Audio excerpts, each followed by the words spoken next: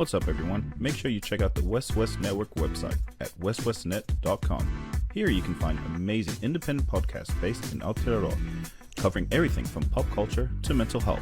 Also, if you enjoy our content and want to support us, please consider clicking on the support button on the homepage of the website. We appreciate your patronage and look forward to delivering more thought-provoking and quality conversations.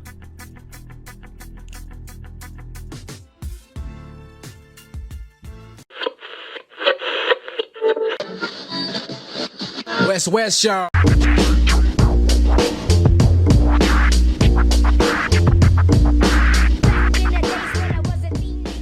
First time I'm gonna try these pals, eh? Oh, get it in ya. So what is it? It's I think it's like vodka soda or something. vodka central, passion fruit and soda. Cheers, bro. Cheers, bro. Cheers, Enjoy. Or tell us the truth.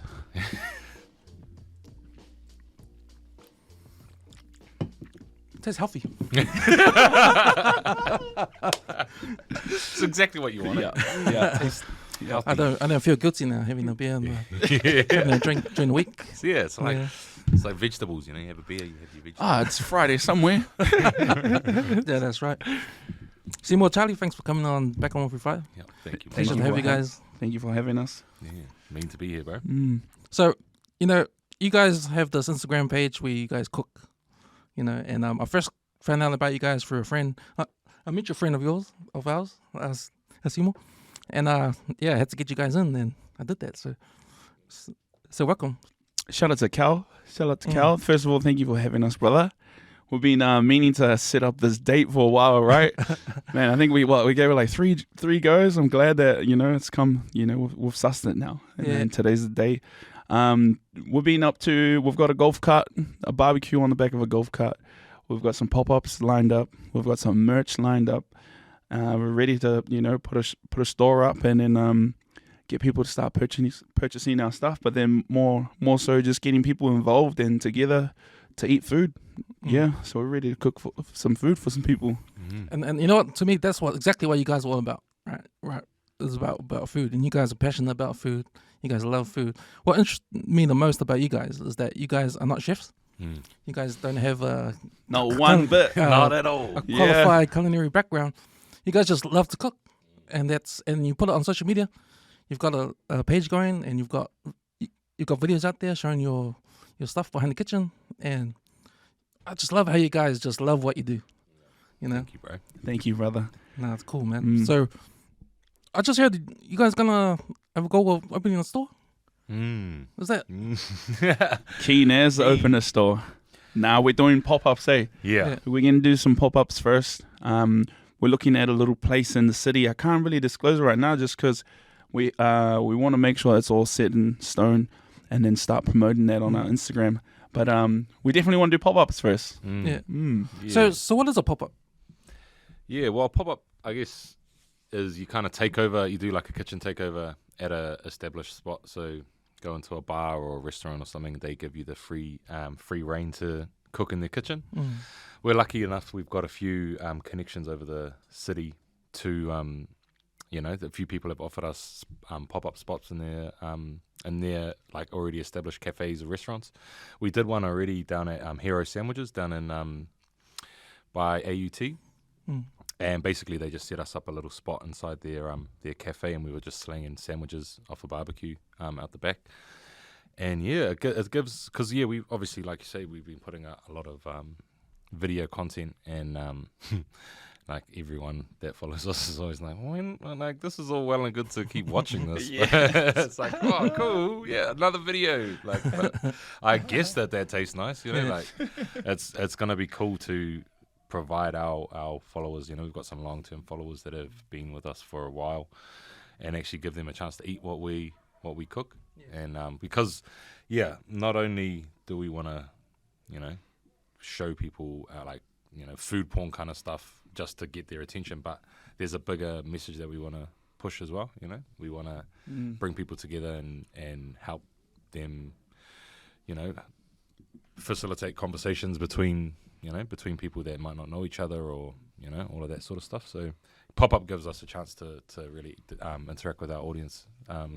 Which we're looking forward to. So how easy it is for the regular guy to say, I'm gonna do something and get a pop up? I mean, do you guys, because you guys have done a lot of background work with your content in that. Is that something that just helped you guys like? I think definitely like the foundation helps us, but I know a lot of people who have done pop-ups who have never done as much marketing as us, and they're still successful, very successful. I think they just they just went about it a different way. So I think if someone is interested in doing something, it's just up to them if they, one, really wanted to do it, and two is just if they just had people around them to help them. Especially like getting spaces and venues to hold that, facilitate those pop-ups. So I think anyone can do it. Anyone can do it. They don't really need to go the route that we did. It does help, but yeah, if they really want to make it work, it'll happen. Yeah, yeah. Because we were talking before we jumped on the mics, and I sort of like said the pop-up thing sounds to me like what I told you guys about the Uber Eats thing. How people were doing the ghost kitchens. The ghost kitchen, yeah, that's it. Yeah. And that came from that sort of ghost kitchen thing. It's almost similar. It's almost similar where like they didn't need to have a station, well they did, but it just wasn't open to the public. It was just open through Uber Eats. Can't remember. I remember a couple of places we tried going to a couple of those ghost kitchens. We were just like, we feel like there's food. Just because Uber Eats wasn't, they weren't selling the stuff, but on Google Maps it was still in the location. Yeah. So we went to it. It's like there's no store here. There's nothing here. But there was a kitchen there. I was like, oh, okay, I get it. Yeah. Yeah. So we went out hunting for a ghost kitchen. It's all in the name, brother. It's all in the name, bro. But it's gonna be interesting though, because like I think with pop-ups, like going off what Seymour said, it's like what we've done in our past and like building up to this has made doing pop-ups easier because we've got to cook with each other a lot, and like that process is like it's all about practice and perfection, like just doing it and getting that repetition and stuff. But that's also kind of probably our downfall as well because we're not chefs, and like it's all learning for us, like being in like a kitchen, like doing orders and like kitchen processes and like what it takes to actually be an actual chef, which is hard, hard mahi, like for those chefs out there that are, and then they look at our videos and be like, what are you up to? He's don't know what the fuck you're talking about. But yeah, like it's like transitioning from that to pop-ups is a big learning from us, and like just getting all of our like costings and everything, like all of like the serious like change, like it changes the. Yeah, there's so much difference, like the dynamics that you don't really experience when you're just doing content. Yeah. The pressure, I guess just someone in front of you is just like, make sure this is like fire. You don't really want to hand off something that's just like half fire. Yeah. But I think like let's get into that. Like I think like we were pretty nervous for our first pop-up. That was at Hero Sandwich. Yeah. And I think I remember one thing that Charlie said was like, bro, like, we've got all these mean chefs that do this like, and I just told him, I was like, bro, yes, but we just need to like, just be us. And we got here because of us being us. And if we fail, then we fail. But we're going to give it a go, and we're going to give it our best go. And let's just see what we learn. Let's take in the confidence that we already naturally have, and see if we can really like put this on for people, and then see if that and people will catch it. Hopefully they'll catch it. If not, then we got to learn, and then it's it's not an hour, it's a lesson. So that was pretty that was an experience. How did that opportunity come about to get into Hero? It's just being together. This energy that we have together attracts so many beautiful humans where they're just like, hey bro, first time meeting you, come do this. And then we're just like, okay, why not? Sweet as. Yeah, so that's pretty much how it works. Like, he's really good friends with the boys at Heroes, and he's always been around, but just it's funny how they just gave us the reins. Like, Like, yo, we like what you guys are doing. Yeah. Yeah. It's like, bro, every time we're together, it does the same thing. Like, doors open. Like, from us just, like, doing what we love. You know, people will be like, yo, I like that energy. I want to be, you know, like, just come show us. Be a part of it. yeah. Because I think, it's such a powerful thing when you, like, start, like, you realize what you love to do. And then you actually start putting actions in place to do it. And, like, people are like, oh, man, like, that's cool. And I just wish everyone had that ability to, like, find the thing that they love to do and then to like you were saying, like, you know, how you transition from, like, doing something as a hobby to then putting it out online to then creating a business out of it. And, like, those are, like, steps that you need to take to do that. But, yeah, it's a cool thing to, like, be an example of, you know? Like, people look at us and they're like, oh, you know, you guys are doing what you love. And it's like, like, hopefully people see that. Like, that love comes through the camera and then people are like, yo, fuck, if you can do that, I love mowing the lawns, I'm going to do that. You know? You know, I don't know, whatever it is. Yeah, it's pretty cool that, because when you find something you love, because I heard the saying, if you find something you love, you won't work another day in your life. Yeah. It feels like you guys have found that thing, and it's giving you these opportunities. You know, you guys said you guys were nervous, obviously, because it was your first pop-up. Yeah. But and you just touched on, like, the business side of things, like, you guys were new to it. Like, was that part of it too? Like, the business side and Of course. and all the customers and because when numbers? when it gets to business, it sounds a little serious. Yeah. So, like, you know, we try and just have fun, you know. So when the numbers come, the numbers get involved, and, you know, we kind of got to put on like, our serious hats. It's like, so I think just that being in front of people for the first time, I think it's just because that was our first time. It was like the first time we were on that type of stage together. So so, but it's not mean learning. We've come so far since then. We're very eager to get this these pop-ups going and just turning over some goods. So, what's the latest program for pop-ups now? Like, are you guys going back to Heroes Damage, or is it? Nah, we're because they were doing this series called Saturdays, was it? Saturdays? Yes, and they were Saturdays. getting, like, they had, like, every third Saturday or something, they would have a different pop-up in there. So now we're looking more at restaurants or places that we can get a more regular thing going. Oh, okay, Yeah, so we can have something like some sort of more set in stone, so we can create market, because what we market and stuff all the time. Like, everything we do is like marketing in a way. So we're like, well, we might as well be pushing in a direction that we want to go in, and, like, creating, like, a actual formalized plan. So that's what we're working with at the moment, just trying to lock in those dates. Yeah. Looking at the 7th of August. 7th of August. Oh, that's coming up. Yeah. Pretty quickly. I'm a bit nervous. Yeah. So, are you gonna announce where you guys are gonna be? For sure. Yeah. For sure. Right now. No, just When does this drop? tonight if you want. The audio anyway. I'll give you 2 locations that we're thinking about. We're juggling right now. We have East Street Hall.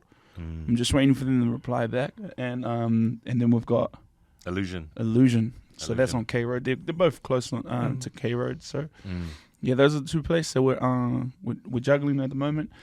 Once we lock something in, then we'll do a little flyer and then post that on our on our socials.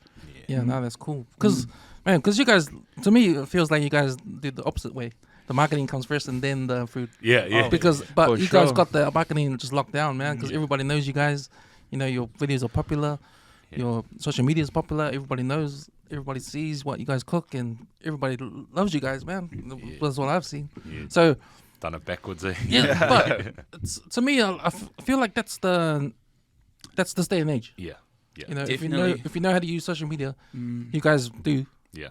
You know, and it's not just you know, you guys touched on having a golf cart. You know, a barbecue at the back of the golf cart, like stuff like that, like different kind of ideas. I don't know if it's gonna be skits or you guys gonna.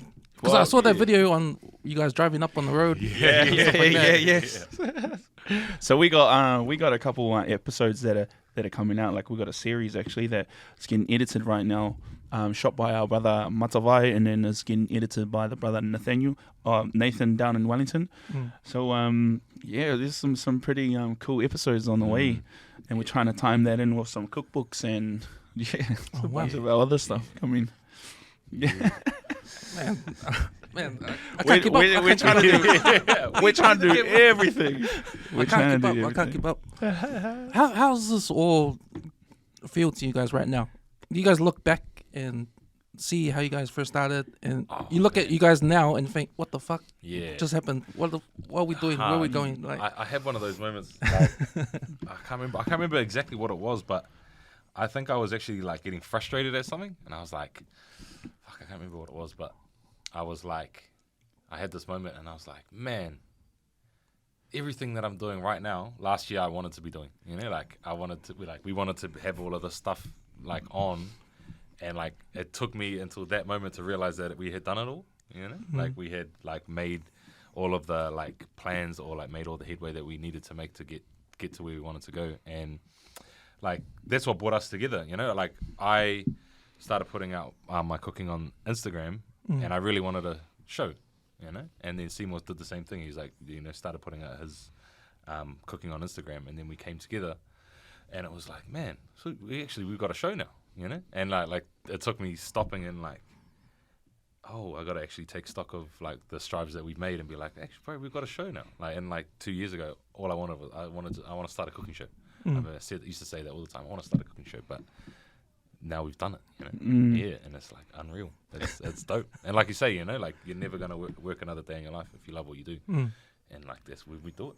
You know? Like, it's tricky. It's trippy, man. Especially the whole backwards thing. Yeah, because I haven't seen, because when we're talking about food, we're talking about being a chef, we're talking about opening a restaurant, you know. You guys are doing the whole thing backwards. You know, experts will think, nah, that's not the way to do it. But you guys are showing them that this is the way, this is the new day, this is new age, this is what people are doing now. Yeah. Like, this is like something that no one's expected, but you do expect from social media. Yeah. Because you guys are born from social media, you know? Yeah, for sure. And that overtakes any university paper or any Bro, cooking school. Or I have shit like that, man. I have no studies. Like I got no papers on me. I got a horticulture level 3. That's what else I got? I don't know. I got some weird ass papers, but nothing that like that was from a career. Yeah. And I actually got a marketing degree, bro, and I haven't used it a day in my life. Bro, like I think all of it's like irrelevant now anyway. I had this chat like just before this podcast with my missus. I was like, you know, Charlie's got a fucking marketing degree. It's like, how come he hasn't used this? I don't fucking know. Because I don't fucking remember it, bro. Well, there you go. There's an example right there. Yeah. You know? How does that make you guys feel? Do you guys think about that? Do you guys think that you guys are just doing it, like, to me, you guys are going with the flow. Yeah. Doing what you love. Fuck the rules. Yeah. This is how we doing it. This is what people love. Yeah. That's the main thing. Yeah. And it's honest. It's just like doing the fingers to like all the chefs out there. Yeah. You know? Yeah. But I just want to clear that up. That's your perspective. Okay? No. Sorry, hey chefs. Sorry, we respect you so much.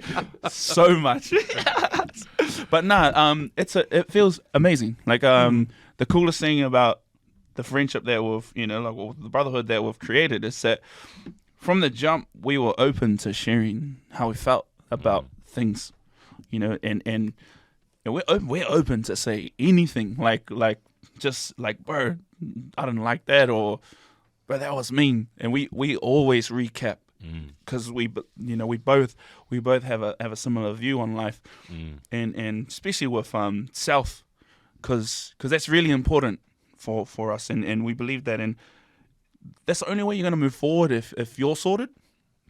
If you get things, if you do things that you like doing, that you love doing, you're gonna be a better person for, you know, your kids. You're gonna be a better person for your partner. You're gonna be a better person for yourself. And so we understand that, and that's, we're always hitting each other up like, that was so sick, hard. I was shitting myself, G, and like this bit and this bit. It's like, yeah, G. And I thought that was a bit salty. And it was just like, heard about it worked. It worked. It's like, I didn't think that was going to work. It's like, oh, man. So like, we always look back and we're not shy to say like, you know, how we felt about it, and especially like celebrating things. Like, you know, even though he mentioned that he forgot about just all of that stuff, we always recap on things just because it's just like, this is okay. And we always look forward to to our new projects, or it's cool how we both can accept like creative ideas, and or even if like he says an idea, I'll add on to it, and we're just it's just just keep doing it. So I think the teamwork is pretty sick. And then just like like that's how all our ideas, like even on the way here, like get this voice message, bro. Tomorrow we should film this. Well, I'm not gonna say it, but he's like, bro, I was like, yes, bro, that's a fucking mean idea. Like, always just like, yo. Just throwing ideas. I think throwing ideas, having someone to do it with, and but still having that mind where you got to make it all work. Got to make it all work. Got to make sure that it's bringing in some sort of money, or just to keep life, moving forward. So I'd love to figure out the formula or create a formula for people that might interest us. I think whatever formula you might think you want to find, maybe the formula that you guys doing now is working. Well, I just want to create it, write it down. Like this is what worked for us. This didn't work for us. This is a suggestion. These are another suggestions, just in case someone wants to, just in case someone's not a, someone who goes through the school system. They just like to be creative. So it's just like, here's this. Try this. Give this a go. Because there's a lot of creativity now, on For Instagram and social media.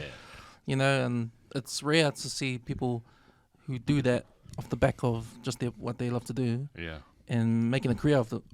Yeah. Yeah. For sure. I mean, I think there's you guys, and then there's Tim. I think you're mates with Tim. Yeah, Tim. It was my coach for under 15s. Under 6. Yo. Like him and Reese. Regan, Yeah. Those guys came up through social media. Well, now they're owning the breakfast show on New FM. dope, They're bro. crazy, bro. Their content game is so sick. Yeah. I admire both of them, and it's even cool to see Tim just kill it, and the things that he's doing, and just how fast it was, just because that's how great he was at it. It's so dope. Yeah. Bro. Like, Yeah. What I was gonna say before about like doing all of this stuff without like formal training, or like if you've got expertise in other areas, and like the way that we've done it helped me get through, like, what imposter syndrome is. What's that? Have you heard that? It's like basically like you do something and then like you like always thinking like, fuck, someone's gonna figure out that I don't know what the fuck I'm up to. You know? And I feel like everyone has that a little bit, And then but you see like success stories like Tim and Regan, and you're like, bro, like those guys just made that happen, They made that happen, and like they didn't let anyone tell them that they weren't supposed to be there, Yeah. Like they just were like, we're gonna get a show, and then they got their opportunity, and they just fucking rocked. Yeah, exactly. And I said this the same time you guys poking fingers at chefs. Those Tim and Regan poking fingers at people with communications degrees. Exactly, bro. Exactly. Like, and you don't need just to go bypass. you don't need to go the traditional route. You can like figure out your own pathway and just do it. Yeah. But I feel like it's controversial thinking of mine, but I feel like the media in New Zealand, like the mainstream media, they know this. They know that social media is a big powerhouse, and I feel like they're trying to stop it from overtaking things. Yeah. Because it's happening in the States. Yeah. Or already in the States, it's happening. Yeah. And they probably know this. Yeah. So it's, man, if you were making a lot of money and this little business comes through that can bypass your stuff, they're definitely going to try and stop it. Or put the fire out somehow. But it makes sense though, because everyone's on social media. Yeah. Everybody looks at social media more than they will watch TV. Yeah. Yeah. I mean, I think Tim's talked about it a lot of times, how he's discussed what comes up on TV2, the shows that they have on there. Like, who watches these stupid things anymore? Everyone's on Facebook, everyone's on Instagram, watching the content on there. Definitely. Even like I think TV, the closest to TV I've ever heard anybody watching is the TV on demand, where you can just like like Netflix kind of version of television. But yeah, everything's in digital. yeah, And it's just my opinion, but I feel like mainstream media in New Zealand trying to hang on to something that is slipping away anyway. Because it's that same idea of like a person, like an individual being able to take control over like their media and like what they put out and what they ingest and like what media they look at, and then also like the idea that a individual can figure out a job for themselves without anyone paying them, like not like just sussing out a form of income for themselves and like giving them power. Like both things are trying to like like the media companies and like the higher up like big businesses and stuff are like, nah, you always have to do things the way that they always have been done. Like you're supposed to get a 9-to-5 job and do it that way, and you got to read the newspaper every morning, and you got to get your information given to you. Yeah. So like being able to like break away and then like have social media to like get information from, and have like opportunity to create income without like going the traditional form of like a 9-to-5 job is like it's empowering people to just look at life differently, I think. Yeah. And I think that what they're scared about is how in social media and podcasts especially, like you can say whatever you want. There's no rules. You guys don't have any rules. Tim and Regan never had any rules. But they've gone to mainstream. Through that. You guys are doing what you're doing. Podcasts are coming out doing what they're doing. And I understand like the big sponsors, have to pay. They don't want anything to disrupt their image and stuff. So big companies, corporations, they pay these TVNZ to advertise their stuff. If you say something wrong, they're gonna stop. They're gonna stop the sponsorship. So you can't say stuff. But I don't know. It's like that's the battle between independence, what you're doing here, what you guys are doing, like just breaking all the rules and doing what you want to do. For sure. Hard. And I don't know. I feel like in New Zealand we're behind in that sense. Like normal people trying to do something for themselves. Because I think at the end of the day, like this day and age, in the digital age, you got to go that way because that's where everyone is. For sure. And if you can't navigate your way through the digital age, because what branches out from that is all these different things that you can do to make a living out of. Yeah. And it doesn't matter what it is, whatever you love, whatever your passion is, you can go, there's a pathway for you. Hell yeah. Straight up. And you can get that audience. Because mainstream's not going to have that same specific thing that they want to give to people. Yeah. If you know what I mean. Yeah. That's hard to explain. I know. They're trying to put a lid on it. Yeah. No, the only reason why they want to put a lid on it because big corporations don't want to hear it. Yeah. It's all about that. Yeah. But, Sure. But the people, and it's almost as if people in New Zealand, because of that dynamic, people in New Zealand don't even know what they want. Nah. Because they haven't gone outside the box and figured out what you really love. There's a pathway for that specific thing. Yeah. But they don't know that there's outside of their mind. They don't know that there's a box to think outside of. Like they're just so driven with what's coming at them that it's enough for them. Yeah. And I just want to say I'm fortunate to have people around me to think outside the box, or have idols that made me think, oh, I guess I can do something else. Exactly. So I think it's important that, like those little visits from the rugby players, man, at school, they work. they work for me. But see, you get visits from the rugby players when you're at school. Yeah. And then the only thing you see is on your rugby player. Yeah. You're blocked with anything else that you think might work, but it won't, because you're only seeing what they want you to, or what's there for you. Yeah, and if you're like a creative person, you're like, well, I don't want to play rugby. Yeah. Like, what are my other options? Oh, got to go get a job. Like, Exactly. Yeah. Because I'm just thought of it now. If you watch mainstream TV, all these cooking shows, you're gonna see Gordon Ramsay, you're gonna see all these famous chefs around the world cooking what they cook, Yeah. and you think automatically, oh, that's the way it Yeah. should Yeah, be. yeah. You know, Exactly. and you guys, if you know all your rustic menus you guys have, you show all your different flavors, all that kind of stuff. Hard out. Yeah, love know? that word. Hey, but that looks messy, Yeah. but it tastes good. Exactly. It tastes good. It ain't about how it looks. Yeah, man. that's our thing. But it tastes good. You know. That's exactly it. Because like that's what I never understand about cooking shows like that. You know, and I'm like, man, like that doesn't really give you the skills to go to the supermarket and like grab a few ingredients and go home and cook your family a mean meal. You know, like Jamie Oliver's pretty good. Like he's Yeah. pretty onto it. Like his food's pretty simple. The But naked chef style. yeah. Just like he's pretty rustic as well. Like, but. Like I don't think food should be perfect, you know. Like, I don't think food should be like you know. You don't need like all tomatoes to be the same shape and like you know like it just doesn't fit with how I eat or how I cook or like the values that I've you know been given as I was growing up. Like food is just it's about nourishing, it's about community, it's about bringing people together, and it's about flavor and taste, you know, and nutrients, you know. So you can do that like without having any formal training, and that's what we want to be able to show people, you know. It's like, man, it's real easy to give yourself like a few techniques and skills to be able to make flavors out of what you can have in your kitchen real simply, and it doesn't need to be fine dining, you know. Like that stuff's cool. Like I'm not taking anything away from them. Sorry, chefs.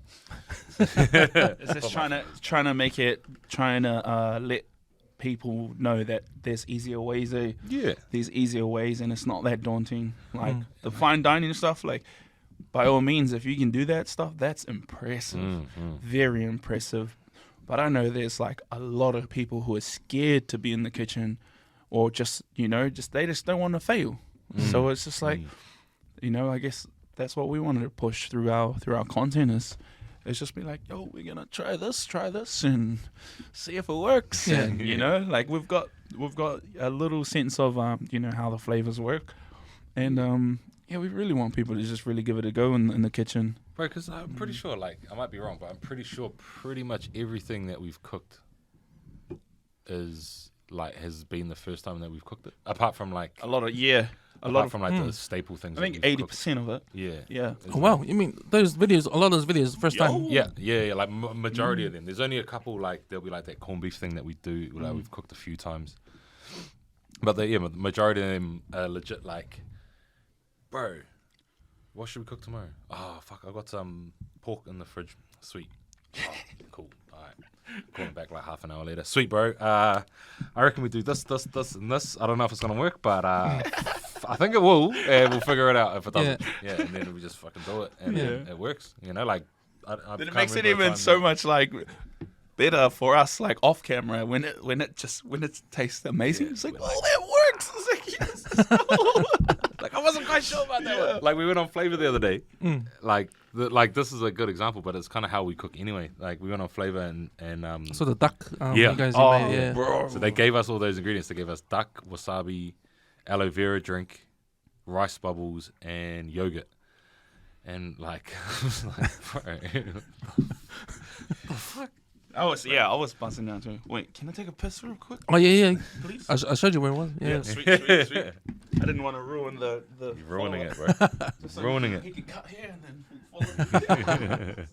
Yeah, I saw that little video on Instagram with the guys at Flavor. Yeah. The duck thing. So you guys had to make all the ingredients you guys had to use them all. Use them all in the okay. thing. Yeah. So we were like, fuck. Rice bowls? Yeah, rice bubbles. But then I was like, because it's buzzy, bro. I was like, the week leading up to that, I was thinking, bro, like, what was a mean snack when you were a kid? Is those LCM bars? Fuck, I don't like. I only had them when I was a kid, or like when I steal them from my like niece and nephews, or like, like I'm like, I never eat that like as an adult, but I'm like, bro, that's a mean snack, man. Like a Rice Krispie treat.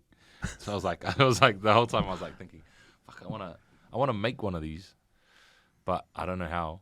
And then I Googled it a couple of days before we went on Flavor. I Googled how to make a Rice Krispie cake, and I was like, fuck yeah, that's easy as just like melt down marshmallows and pour it into the thing. So I was like, yep, mean. And then we went on Flavor, and they're like, oh, we're gonna use rice bubbles. And I was like, bro, I've been thinking about rice bubbles this whole week. And then we went on Flavor and we got rice bubbles. And then I was like, yo, we should do rice bubble, rice crispy cake. And Sim was like, yeah. I was worried. I don't know about the marshmallows and the duck. So, I was hella worried about the marshmallow part. I was just like, that sounds sweet as. yeah.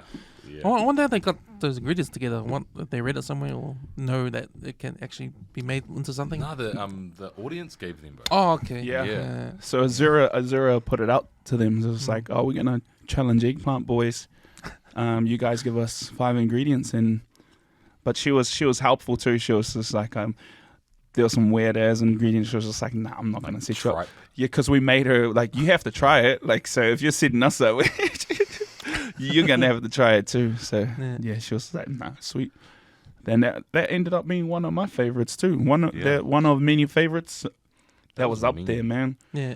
That felt like a restaurant That was meal. mean. No, bro, that was like the first time that we had ever cooked duck. Yeah. Oh, yeah. Like we didn't know what we were doing. We're like, Yeah, I'm not the pretty sure we biggest. can figure it I'm out. not the biggest like, meat butcher, but that was an experience. The first time we cooked duck, Cutting the neck we off were the like, cut.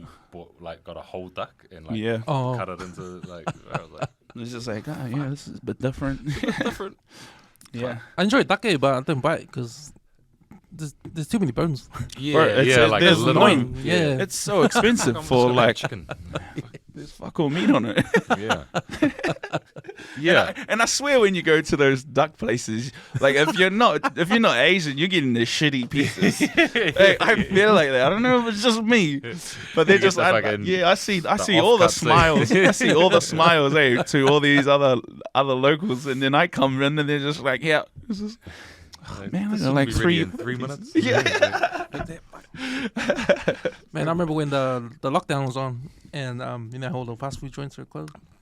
But I think the supermarkets are open. You know how the Chinese have their supermarket? Yo, Dominion Road. Jadans. Yeah, they have the bro. duck and That was roast busy. pork. That As soon was- as I sussed that spot, bro, I was like, oh. Oh man. Everyone, bro, and then the line was long. Yeah, the line yeah, was bro. long. Like, Everyone who's caught been one. fucking telling people about this? Man, you gotta keep this shit to yourself, man. When everyone started up. catching one day, that was like, but we were so happy. Bro, yeah. Our I remember household- I posted it. Yeah. Like a little snapshot of it. Is that where we got it Everyone from? was like, bro, where the fuck? Yeah. Hey, Maybe it's my fault there was a line. one of our flatmates was because they were still working through lockdown, and then I was just like, our whole household was just like, yo, can you stop there and get like 7 plates? It's like, yeah. So that was, oh man, I remember that. I remember the excitement too, Yeah. because it was just like takeaway. You want takeaways? Bro. I remember that and sussing out Gilmore's. Oh Because yeah. Gilmore's had that whole liquor, like the liquor section. Yeah. And like the only place you get hot bottles from. Yeah. Bro, this is mean. And then like they had everything else as well. Have you've been shopping at Gilmore's, bro? You end up spending like $400 on like a $50 shop because you're like, yeah, bro, I need a big packet of Kit Kats. Yeah. For no fucking reason. If anyone's watching this and doesn't or listening and doesn't shop at Gilmore's, but you guys want to like extend your guys' cooking ability at home, there's some solid as ingredients there. Straight Like up. I was able to make the closest to like a cheeseburger from McDonald's, but like Oh, yeah. because I cooked it on the grill, on the charcoal grill, it tasted so good. And you can get that fake American cheese. Yeah. Oh, So and it I looks hate that mean. shit, man. The American cheese. It looks- yellow. Yeah. It looks so mean on like just when you cook it, because you're just like you don't have takeaways, so it's just like that was the closest to, and then it was delicious just because it was like the ingredients that it was closest to McDonald's. Charcoal. Bro. Mm. Charcoal. Oh, charcoal's the way to go.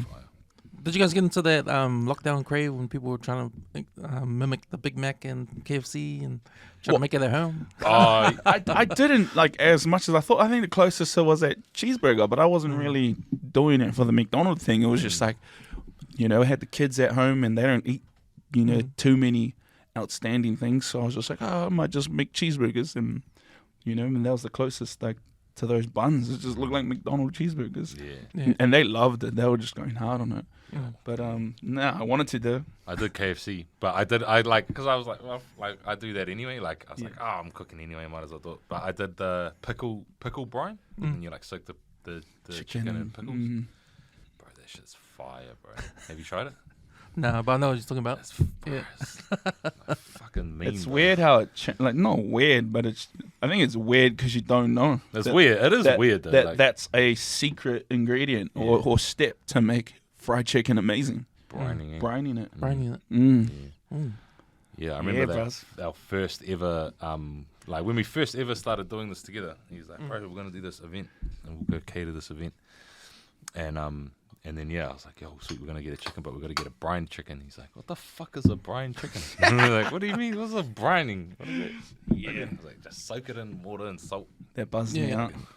Just gets that like juice in the flesh, so you don't dry out your chicken. But that's one of the secrets to a tender chicken, guys. Yeah. You know the breast that's usually dry.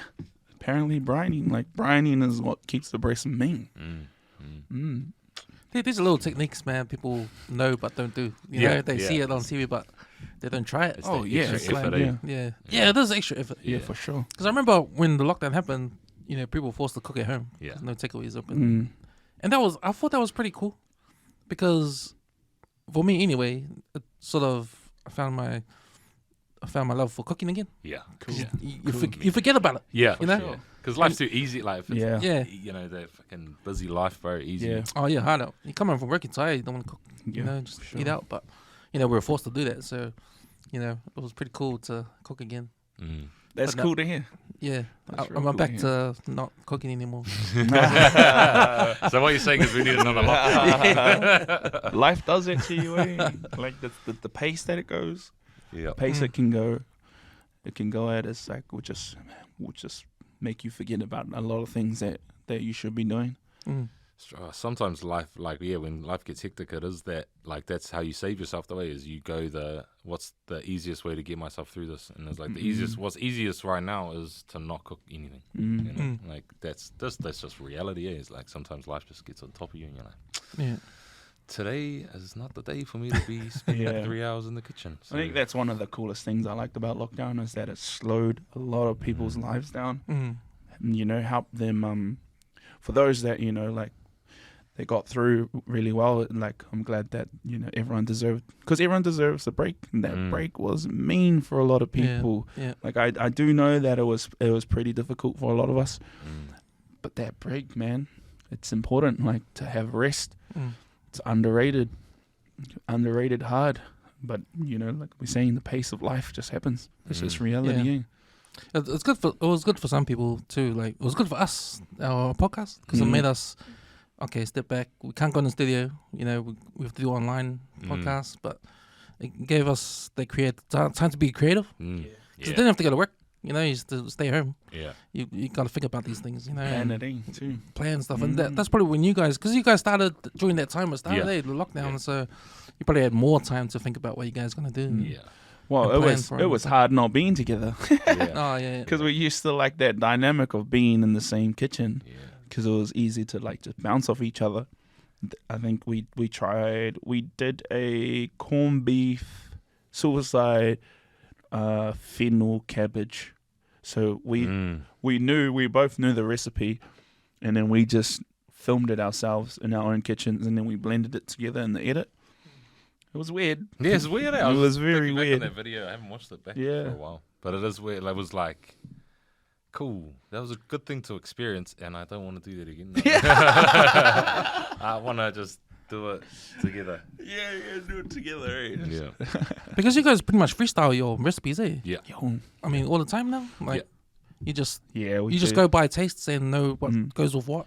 Yeah, or like we'll have a plan, but even the plan is pretty much freestyled. Yeah. Like pretty much until the moment we start cooking, we're like, because like that's how we always cook. I think is like less like measurements and stuff, and more just like taste as you go. Yeah, feel what you got, like what you got in the kitchen.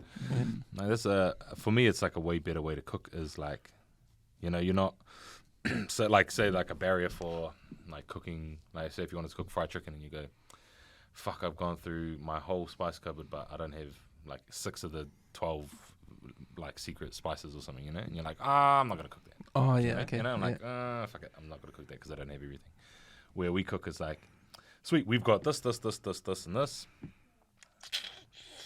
We'll try and make this thing, but we don't have that that ingredient, so we're going to sub it out with that thing. And Right. like, we seen this video online last week, and we want to try recreate that, but everything we have is completely different to what's on that video. But we understand the technique, so we're going to like just fuck with it, and, and just do it.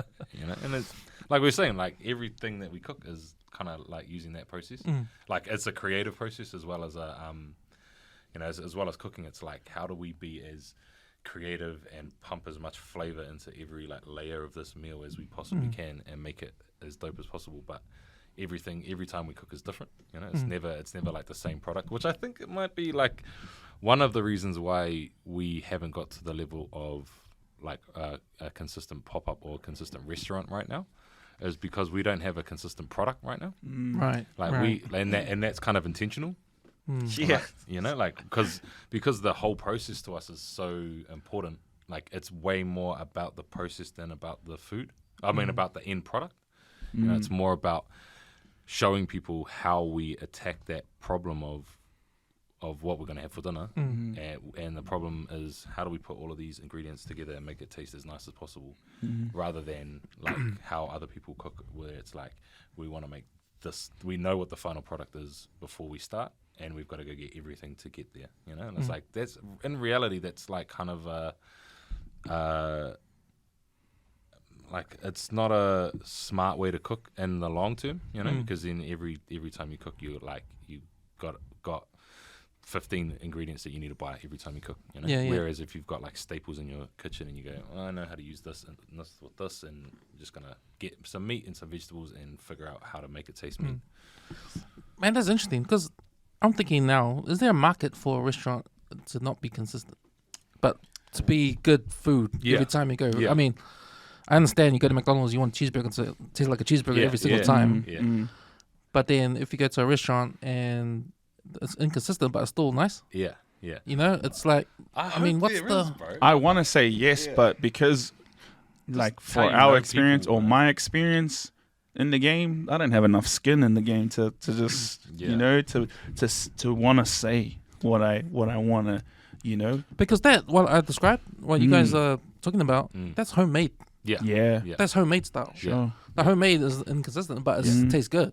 And the hard thing, the business side of that's hard, is how you reduce costs by doing that. Because if like restaurants are efficient because they know exactly how much they're going to use and how much is going to be left over, what's wastage, Like this is all the learnings that we've done for getting ready for our pop-ups and stuff. Is like, so by default, you get the same consistency because of the measuring and all that. And you know it's going to sell.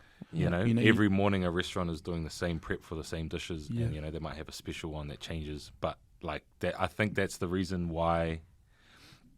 Again, we're talking about a subject that we probably don't have. Yeah, we're just giving theories now. Just theories, but like that's just why, like that's okay. Conversations that we've had with other people. But we're not I wouldn't say I am nowhere near professional to say anything on this. But I think theory wise, just because we're passionate about it.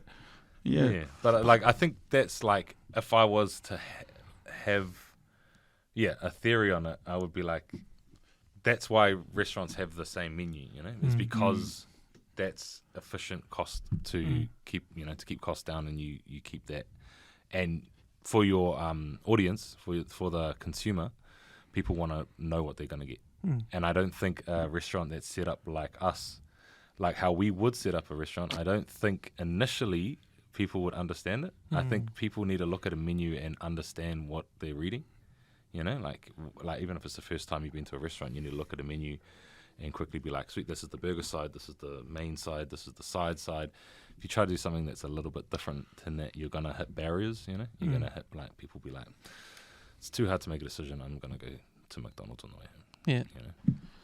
I don't know. I think it's still worthwhile trying to change people's perceptions and trying to show them something different, like a restaurant that's like seasonal, like every day what's on the menu is what's come out of the garden, or what's fresh at the wherever you source your kai from. But it's a tricky one, bro. It's a tricky one.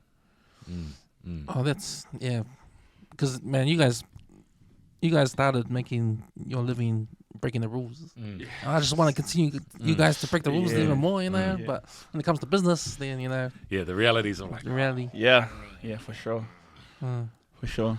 but I think like that's why that's one thing that pop-ups are good for, you know. Like that's where the idea of a pop-up doesn't lock you into any specific, you know, right, doesn't- because it's like maybe one day or Yeah. whatever's Yeah. it's going to Yeah. be the same anyway. And Yeah. then see you later. yeah, yeah, You probably forget what it tastes like Yeah. after 6 months. Yeah. We'll do another one. yeah. You're like, And And that's it. Like you just play off the audience. Like Yeah. if the customers enjoy it and they're just hitting you back, you know, for more, then just do another one. mm, And that's how you can create your own dish. Like Mm. if it's something that these guys like coming back to and purchasing, and that helps as well. So yeah, trial and error is good.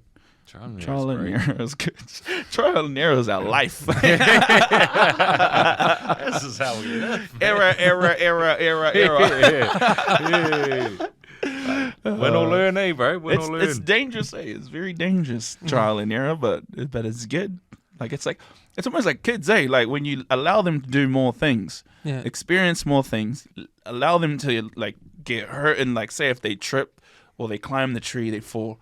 They know what it feels like, and it builds more. You know, it builds their intelligence on like what to do, how far their own body goes, and all of the things. So it's just And like, resilience. As well. and resilience, and yeah. So it's Straight up, bro. doing Like, these things is that thing of like doing something that you either like never saw yourself doing or always thought you couldn't do. Like the feeling of doing, like completing that task opens up your mind to be like, well, what the fuck else am I capable Yeah, of? yeah. exactly Like straight up, like those little triumphs, bro. If you can have like a moment of reflection after those and be like, remember when I said that wasn't possible, Yeah. you know, and now I fucking did it and I smashed it. Well, like, bro, let me get my list out of impossible shit that I have, like that I've always wanted to do that I never thought I could possibly do. And now I'm like, yeah, that's what excites me the most is like understanding that I feel this way, and like being excited about like, oh, if I just like inspire you to do something that makes you feel this way, you know, just all these buzzy endorphins just kick in, and it's weird. It's amazing what endorphins can do for you. It just makes you think just on beyond what you're capable of, or what, you know, because the big thing is doubt too, self-doubt. Fuck, that scares everyone. Yeah. straight up. Auckland will do that to you too. Auckland will do that too. Auckland will make you think that you don't deserve to be in certain places, in a lot of places. Auckland will do that to you. It's a very cliquey place, but I think for people who aren't, you know, aware of that yet or experience that, fucking just do it. Do what you want to do. If it's positive, do what you want to do. If it's good for your health, do what you want to do. Do it.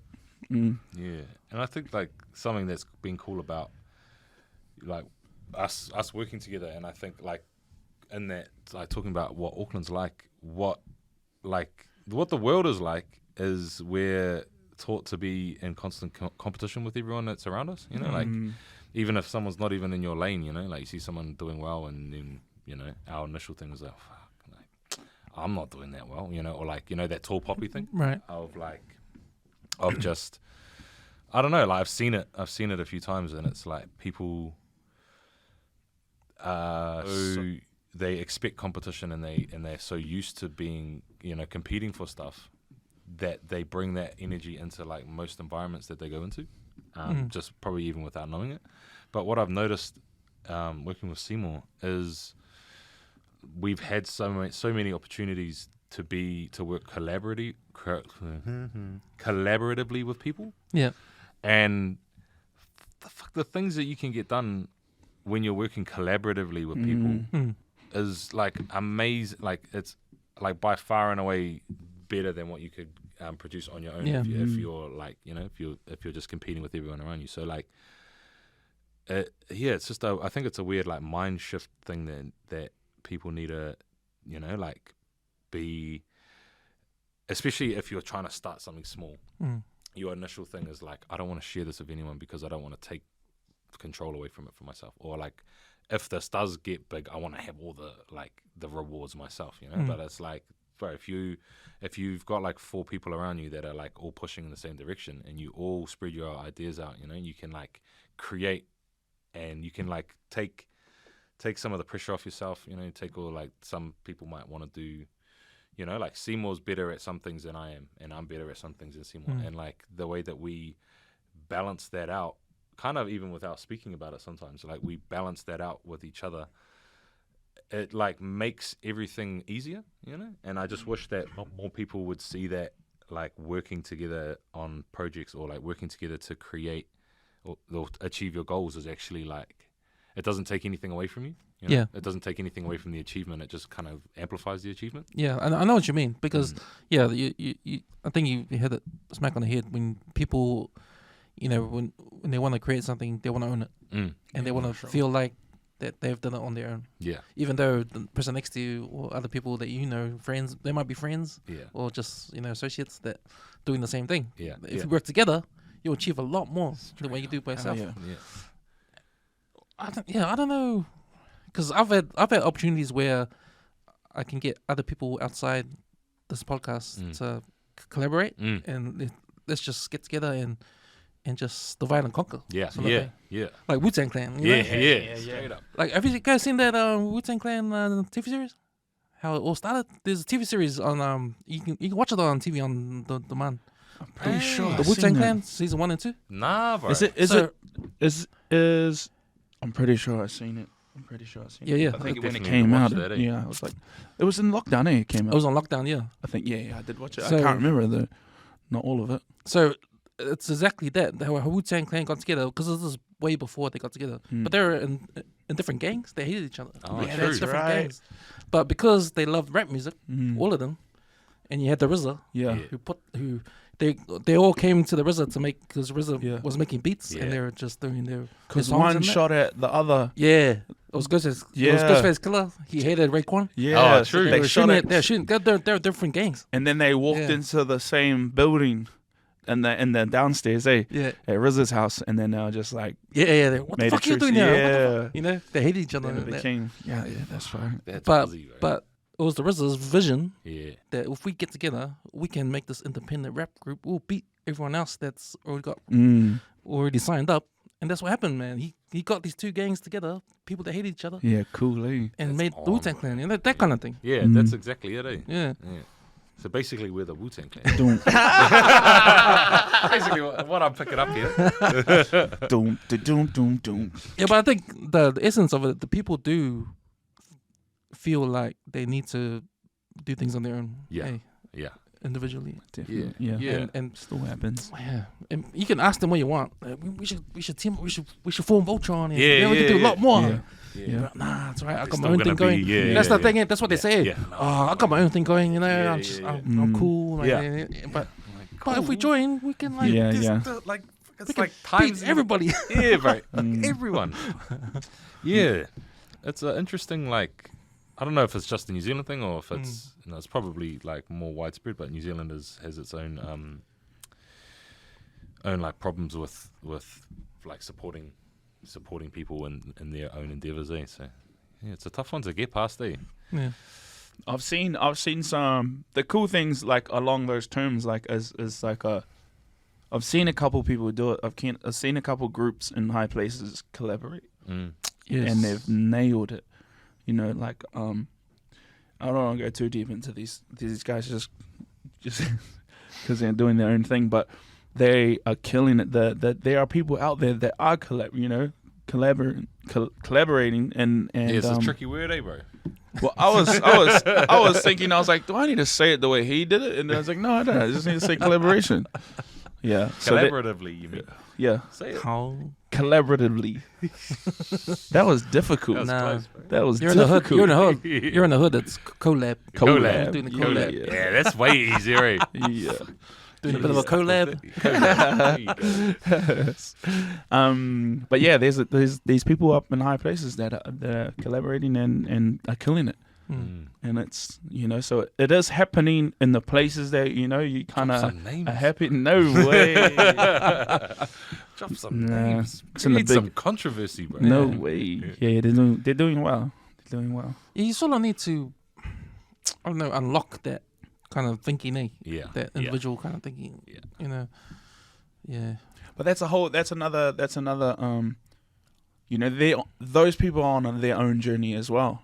So like when you get people that collaborate together, that's because they've come from this self-awareness kind of journey that they've, you know, they're kind of just happy with, sweet, okay, I know what of God, or I know my worthy, and I know that, you know, this person, if I let this person into my life, can help me in these certain areas.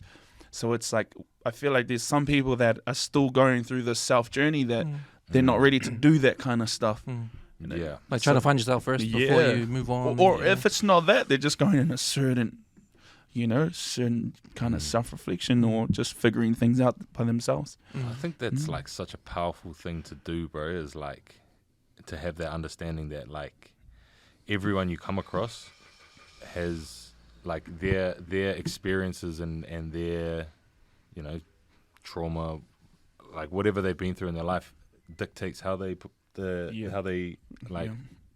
experience the moment that they're in, and how their behaviors manifest from that. Because it's like, you know, like you say, from your perspective, you know, you come into a situation and you'll think a certain way, but like some people might not be there yet, you know, and then it's easy to be frustrated by that, or like be like, oh, this guy's an idiot, or this guy's a dick, or this guy's an asshole. But if you can like take a step back from that and be like, actually, you know, for whatever reason, this guy is in this mindset, and that's just how he is, you know, and that's how until he figures himself out, and he starts working on himself, or starts doing the work for himself to get himself through that, then he won't be like that. And if you can like remove that, you're gonna remove a lot of like frustration and anger from your own life as well, because you stop looking at people's actions like they are intentional towards you, and they're more just like a reaction for that person in that moment, from what they've been through. Yeah, because there's always that little protective thing you got. Like sort of like stealing my idea. Or that thing is always in your head. Because man, I think that when I think like that, but not to action it. You know what I mean? Yeah. I think like that. Oh, maybe what if I think that like he's gonna steal my idea? Yeah.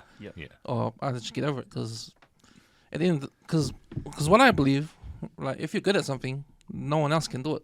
This is exactly it. You know? Yeah. Exactly. If you're passionate about something, you're gonna be good at it naturally. No one else can. No one can take that away from you.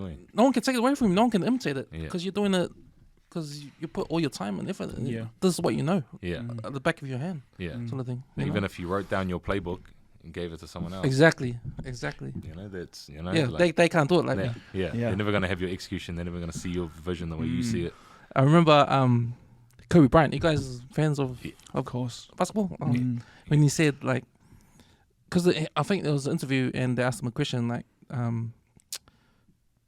how, like when you call the play, the other team can hear you call the play. And it doesn't matter because they know what we're gonna do. The thing is, can you stop it? Yeah. Yeah. No doubt. That's solid. Straight up. So I think that takes away what people's fear is about someone's taking your idea or take advantage of you. Because you're right. No one can take that away from you. You know. There's only one you, man. There's only one you that can do the things that you can do. Yeah. So maybe that is the barrier. That is not even the barrier if you think deep into it. Yeah. As long as you can like build that Another word? Confidence. Self-confidence. Yeah, my self-confidence is gone now. If you can build that self-confidence for yourself, and then like have that belief in yourself, that like that exact thing of like if no matter who, whatever it is, there's no one that can recreate what you do, you can change the world, you know. I think that word self-confidence, that sort of beats the sole purpose syndrome thing. Yeah. Hey. Yeah. Hard. Because if we were like Americans, and because Americans are they got the opposite. They don't have that. They don't know what the sole purpose syndrome is because they're confident. Like, if we had that, you know, goes back to New Zealand being slow, bro. Yeah. Like that's it's. I just hated that it's always been like that. Like, because I'm so.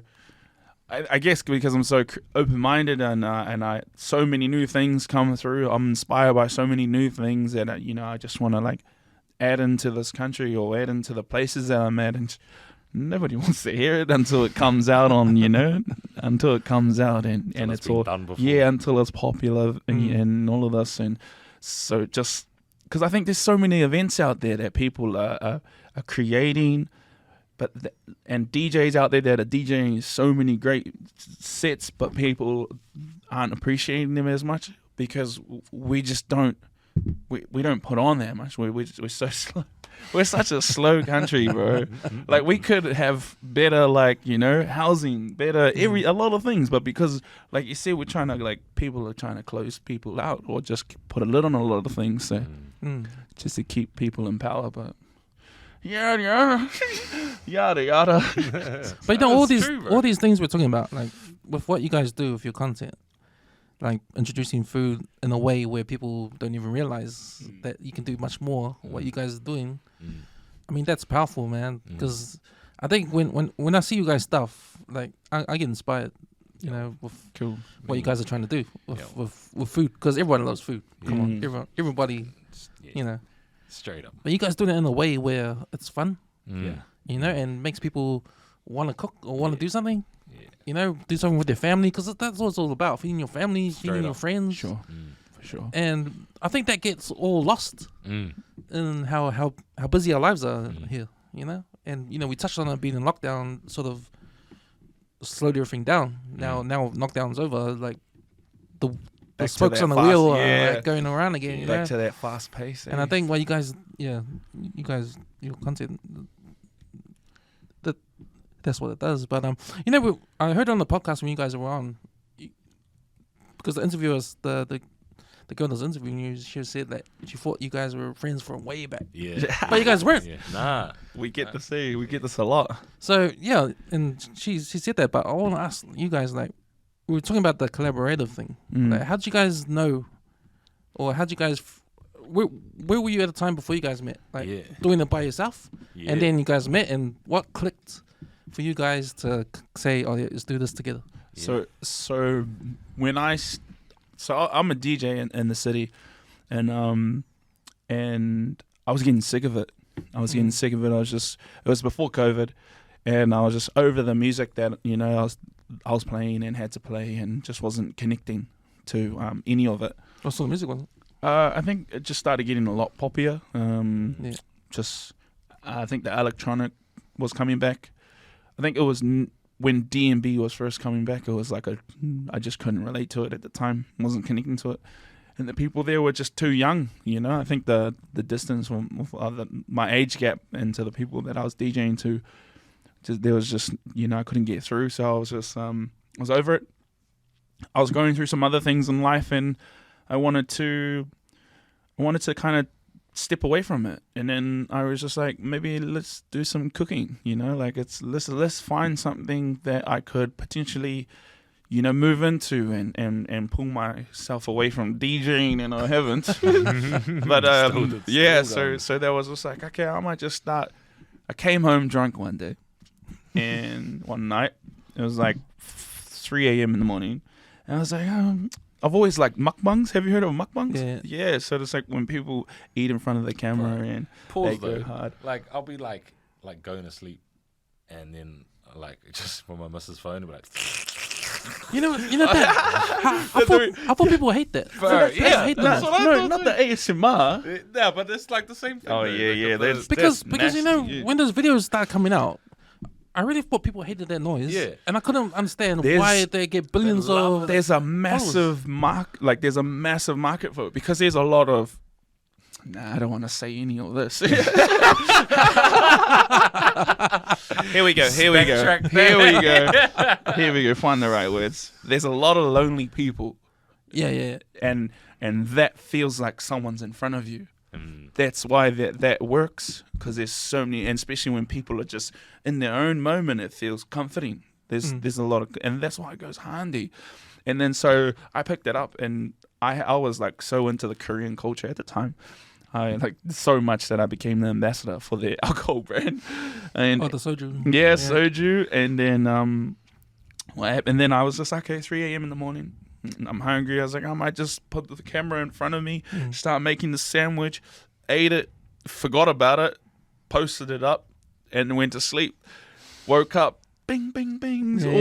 All these comments like, this is crazy. Like, this looks yum. It was probably like the worst sandwich I've ever made. It was just like ham with like some leftover coleslaw and like a good amount of like mayonnaise and pickles. And everyone was just like, oh, that looks all good. And then they were just like, do more of these. And then it was just like, okay, started making sandwiches in front of the camera. And then our mutual friend was just like, bro, you should link up with Charlie. He does the same thing. He's way better cook, but you should go and just link up because you guys can, team up. And then, rung the bro up. And then it was just like, first time even talking to him, it was just like, yo, Jordan told me to call you. He's like, I know, bro. Is that us? And I was like, yeah, that's us. It's like, and then we kind of went on our like history. It was just like kind of getting to know each other over that one phone call. I was like, bro, I've always wanted to do the cooking show. I was like, bro, I want to do a cooking show too. And then that phone, I think I was sitting in my car at the dairy. It was like a nighttime call, I think it was. Yeah. And it was like, went for an hour, I think, that whole ass phone call. And then straight up, yeah. Yeah. And then I think he was doing Polar Eats before that. Yeah. I started doing my I had back surgery, bro. I broke my back. Yeah, and I was like spending a lot of time at home, just recovering from that. And I was like, man, I need to do something to like get my mind going again. So I was just like reading heaps of recipes, and I was like, fuck it, I want to make, I can't remember what it was. It was like pork buns or something. I was like, I really want to make pork buns. So I was like, because I just grew up, I watched my mum cook. Like that's how I learned all my cooking was from my mum. And I used to cook a little bit, and then I just started like cooking real outrageous shit on my and then videoing it on my Instagram. Yeah. And like on my personal Instagram, and then people were like, bro, this is fucking mean. And then one day I was like, oh, bro, I'm gonna start a food Instagram. I don't know why. I don't know what's the end goal, but I just want to like separate it from my social because it was fucking annoying. I was like, just put it somewhere separate so I can just focus on doing it. And then I would always like take a video, like post a story on my personal social, and then people would be like, bro, it's on the wrong one. Put that on. Because most people take photos of their food. Yeah. But you're a bit different. You actually make the food. Yeah. I'm like videoing it like one-handed fucking cooking, like trying to chop up onions and then like using the phone to like push the onions into the frying pan and stuff. I was just like, I don't really care what this looks like. That's hella nasty, bro. Guys, I just want to let you guys know that we don't do that. Nah. With any of our food. That's Polar Eats. It's Polar Eats. Not Eggplant. Not Eggplant Boys. Man, I remember seeing the behind the scenes of those cooking shows how they cut a piece out of the frying pan and put the camera right there so they can film. Oh yeah, I've seen some of that. Out of it, stuff like that. The ads are crazy, the way that they put them together. Like, glue and shit. They do like fake, like they do like red paint so it looks like nice, and then they do heaps of buzzy stuff. Even like flipping, making machines to flip the patty, and then like they'll have fire come from the sides just so it's like. Psh. Have you seen the one and it's like the like when the burger like falls together? And they've got, like strings just, like, cut the that strings looks so cool. Yeah, I saw that. I saw that. Yeah. Buzzy, I think that was the same place I saw the cut out the pan. Yeah, but then they have all these like little robots, with the camera going right in close and right into the food. With that long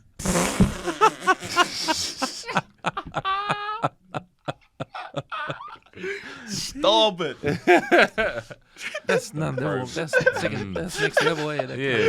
See, that's what I mean. Like, food is not supposed to be perfect like that. You know, it's supposed to be rustic. It's supposed to have a little bit of like fucking flavor, or like you're supposed to be able to see what you're eating. You know? Not like, oh, this looks like nothing that has ever existed in the world. All those burger joints, you know, with the crown on it. Yeah, all those ads. all those ads. But you know, Charlie, you mentioned before about you're talking about your recipes. There's something about remembering what food used to taste like. And you know, you remember these things when you're a kid. And does that stick in your guys' mind? Yeah. Stuff like that, and Yeah. you want to remake those Yeah, for tastes. Hard, Yeah. For sure. hard. And that's a inspiration with some of you guys' recipes now. Yeah, Mm. yeah. For sure. I think like we always talk about like how we want to like create like use like familiar flavors, you know, like familiar flavors that we all grew up with.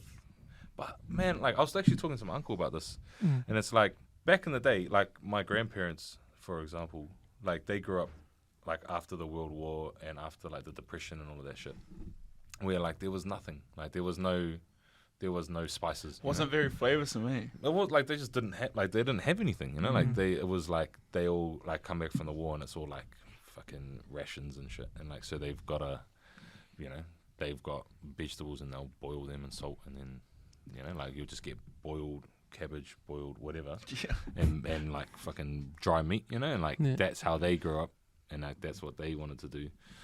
And then like my mum, she was like the rebellious one, and she would be like I remember she was telling me when she grew up like how when they started getting like spices in New Zealand, and like then they started getting like I don't know like pasta, you know, like things that like to me I'm like, man, there's fucking who not been to Countdown, man. There's like, literally everything that you want. That's cool to hear. Yeah, That's cool to hear. I didn't really click on like because of going to his house. He's got like so many like cool like cooking books just left from his mum, and it's just different cooking books. Like you're just not the normal like what's the standard. It's not the Edmonds. Yeah, it's not the Edmonds. It's not just like- the Edmonds one. Like these things are crazy. These herbs, these just like different cultures, and you know, and like the cuisines are just out the gate. And so it's cool hearing this. It's my first time hearing her perspective on that. Yeah. Because that's like I said. My mum taught me how to cook. She passed away at the end of 2019. So that was like around the time that I was working in like a corporate sales job, and I was like, fuck this, man, this is not me. Practicing your degree, your marketing degree. Yeah. practicing my degree. The only time he was using it. Practicing like pretending that I knew what I was talking about. I don't know, man. I don't know what this graph shows because I don't know how to use Excel properly because I can't remember. But yeah, and then I was like, fuck, you know, like basically threw that out the window, and I was like, I just need to focus on doing something that I love, you know, because life's way too short for, you know, like spending your time on a job that you fucking hate, you know. And it's like, bro, you've only got time, you know, like you've only got, like that's the only thing that you can control is where you put your effort, and like everything else is just, you know, everything else is enjoyment, you know, or it's shit, you know, if you choose the wrong thing or you choose to not put yourself first and not actually challenge yourself to find something that you love, then you're gonna hate every moment of it, and then that's gonna manifest in your behaviors and your health and everything. Fuck, we've got a roundabout way to answer. It's all good, man. It's all good. But so then I I left, and that's when we started teeing up. That was actually I think just after the first lockdown, where the world was in this fucking chaotic space, and we're like, man, we just want to put out some. Like the energy, basically, we want to be the change that we want to see in the world. You know, like we want to put out positive energy, positive masculinity. You know, like positive, like be like show males that there's like you don't have to be a tough cunt all the time. You know, you can be like a funny, like vulnerable person, hospitable. Person. And then also going back to what you were asking about the flavors and stuff. Like use the social media age and people's obsession with food porn and like real eye-catchy stuff to like show them familiar flavors but with completely new techniques. So like we did a corned beef cabbage stew, like a boil up, but then put fennel seeds in it, and we cooked that in like a clay pot on charcoals, and that was like one of the first things we ever cooked together. And it was like, I remember seeing being like, bro, like, fuck, that was mean. Like, it's like a familiar taste, but it's also completely different to anything you've ever eaten before. So like we building like techniques in that, like maybe like from around the world, but using like familiar flavors from home, and then building that in with other things to just like create, to play on that that familiar, because like you say, like you taste something and it reminds you of something straight away. Yeah, you smell yeah. something and you're like, Yeah. right, that reminds me of my childhood straight Yeah, away. yeah. Play around with that, but then like also be like, that's familiar, but also that it's like challenging my mind because I can't figure out what else is going on in there. Yeah. Fuzzy. I don't know if that answered your question. No, it does. It's interesting to hear like what went on back in the days, Yeah. with your grandparents and Yeah. that. Like, That's so there's cool. there's Buzzy the pasta thing, how it came later. Yeah. It's Buzzy, bro. Yeah. Yeah. It's fucking, it's out of it to think, because like this is how I always look at it. Like food is like a real interesting way to track human migration, and like because you've got things like tomatoes that are native to South America, but then you can't picture Italian food without tomatoes in it, So like, and like chilies, and like you picture Asian food without chilies in it. Yeah. But that all comes from South America, So like before the people were moving around the world, food was real. It was real isolated, and then like when people started moving around, food started getting passed around. Yeah. But New Zealand is like the last place Oh, where to that get- all links oh, up. okay. Like Yeah. it's like it wasn't part of that trade really. Probably a little bit. I probably need to do a little bit more historical. Because what was the food here that was from elsewhere? Was it the sweet potato? Was it? Yeah, I think that. The kumara? Yeah, it might be kumara in like South America as well, I think. But that would have been like that migration back in the day. Yeah.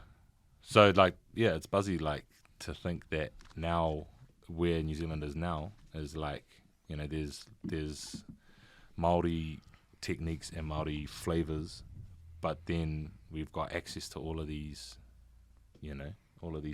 like crazy flavors, and then you've got the Pacific Island flavors coming down. I don't think there's another place in the world that has the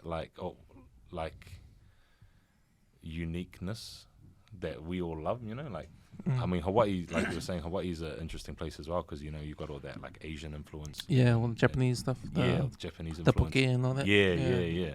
It's buzzy to like look at a place and like kind of understand the history from the food that's that's from that place. But Poke is an interesting one because that's new to us. That's Yeah. come all these poke joints Yeah. opening up around Yeah. town, especially. yeah, It still doesn't taste the same though. nah. When you go to Hawaii and you taste the poke there, spicy. Yeah. and, it's different taste. Yeah. Like you can't replicate it without Yeah. you can't replicate it from video. You gotta like be growing up with it. Just want to say though, Tahitian Shack do a great. Oh, they do. Yeah, they do. Oh, a yeah. great get bowl. Whereabouts are they? So you can find him at on Uber Eats if you're around the Dominion area or at the night markets. Oh, Yeah. right. They do a Tahitian. solid one. Yeah, they just did a photo shoot at my house just in the weekend and left some food behind, and I was just like, oh, like that was pretty solid. Charlie caught a bluefin tuna, and so we had like a whole week of just like pigging out on tuna, and then Oh, bro, the so poke we're bowls just from that we were was just like, doing I haven't different. eaten the whole Yeah, one. we were just doing different. Like, okay, what other dishes?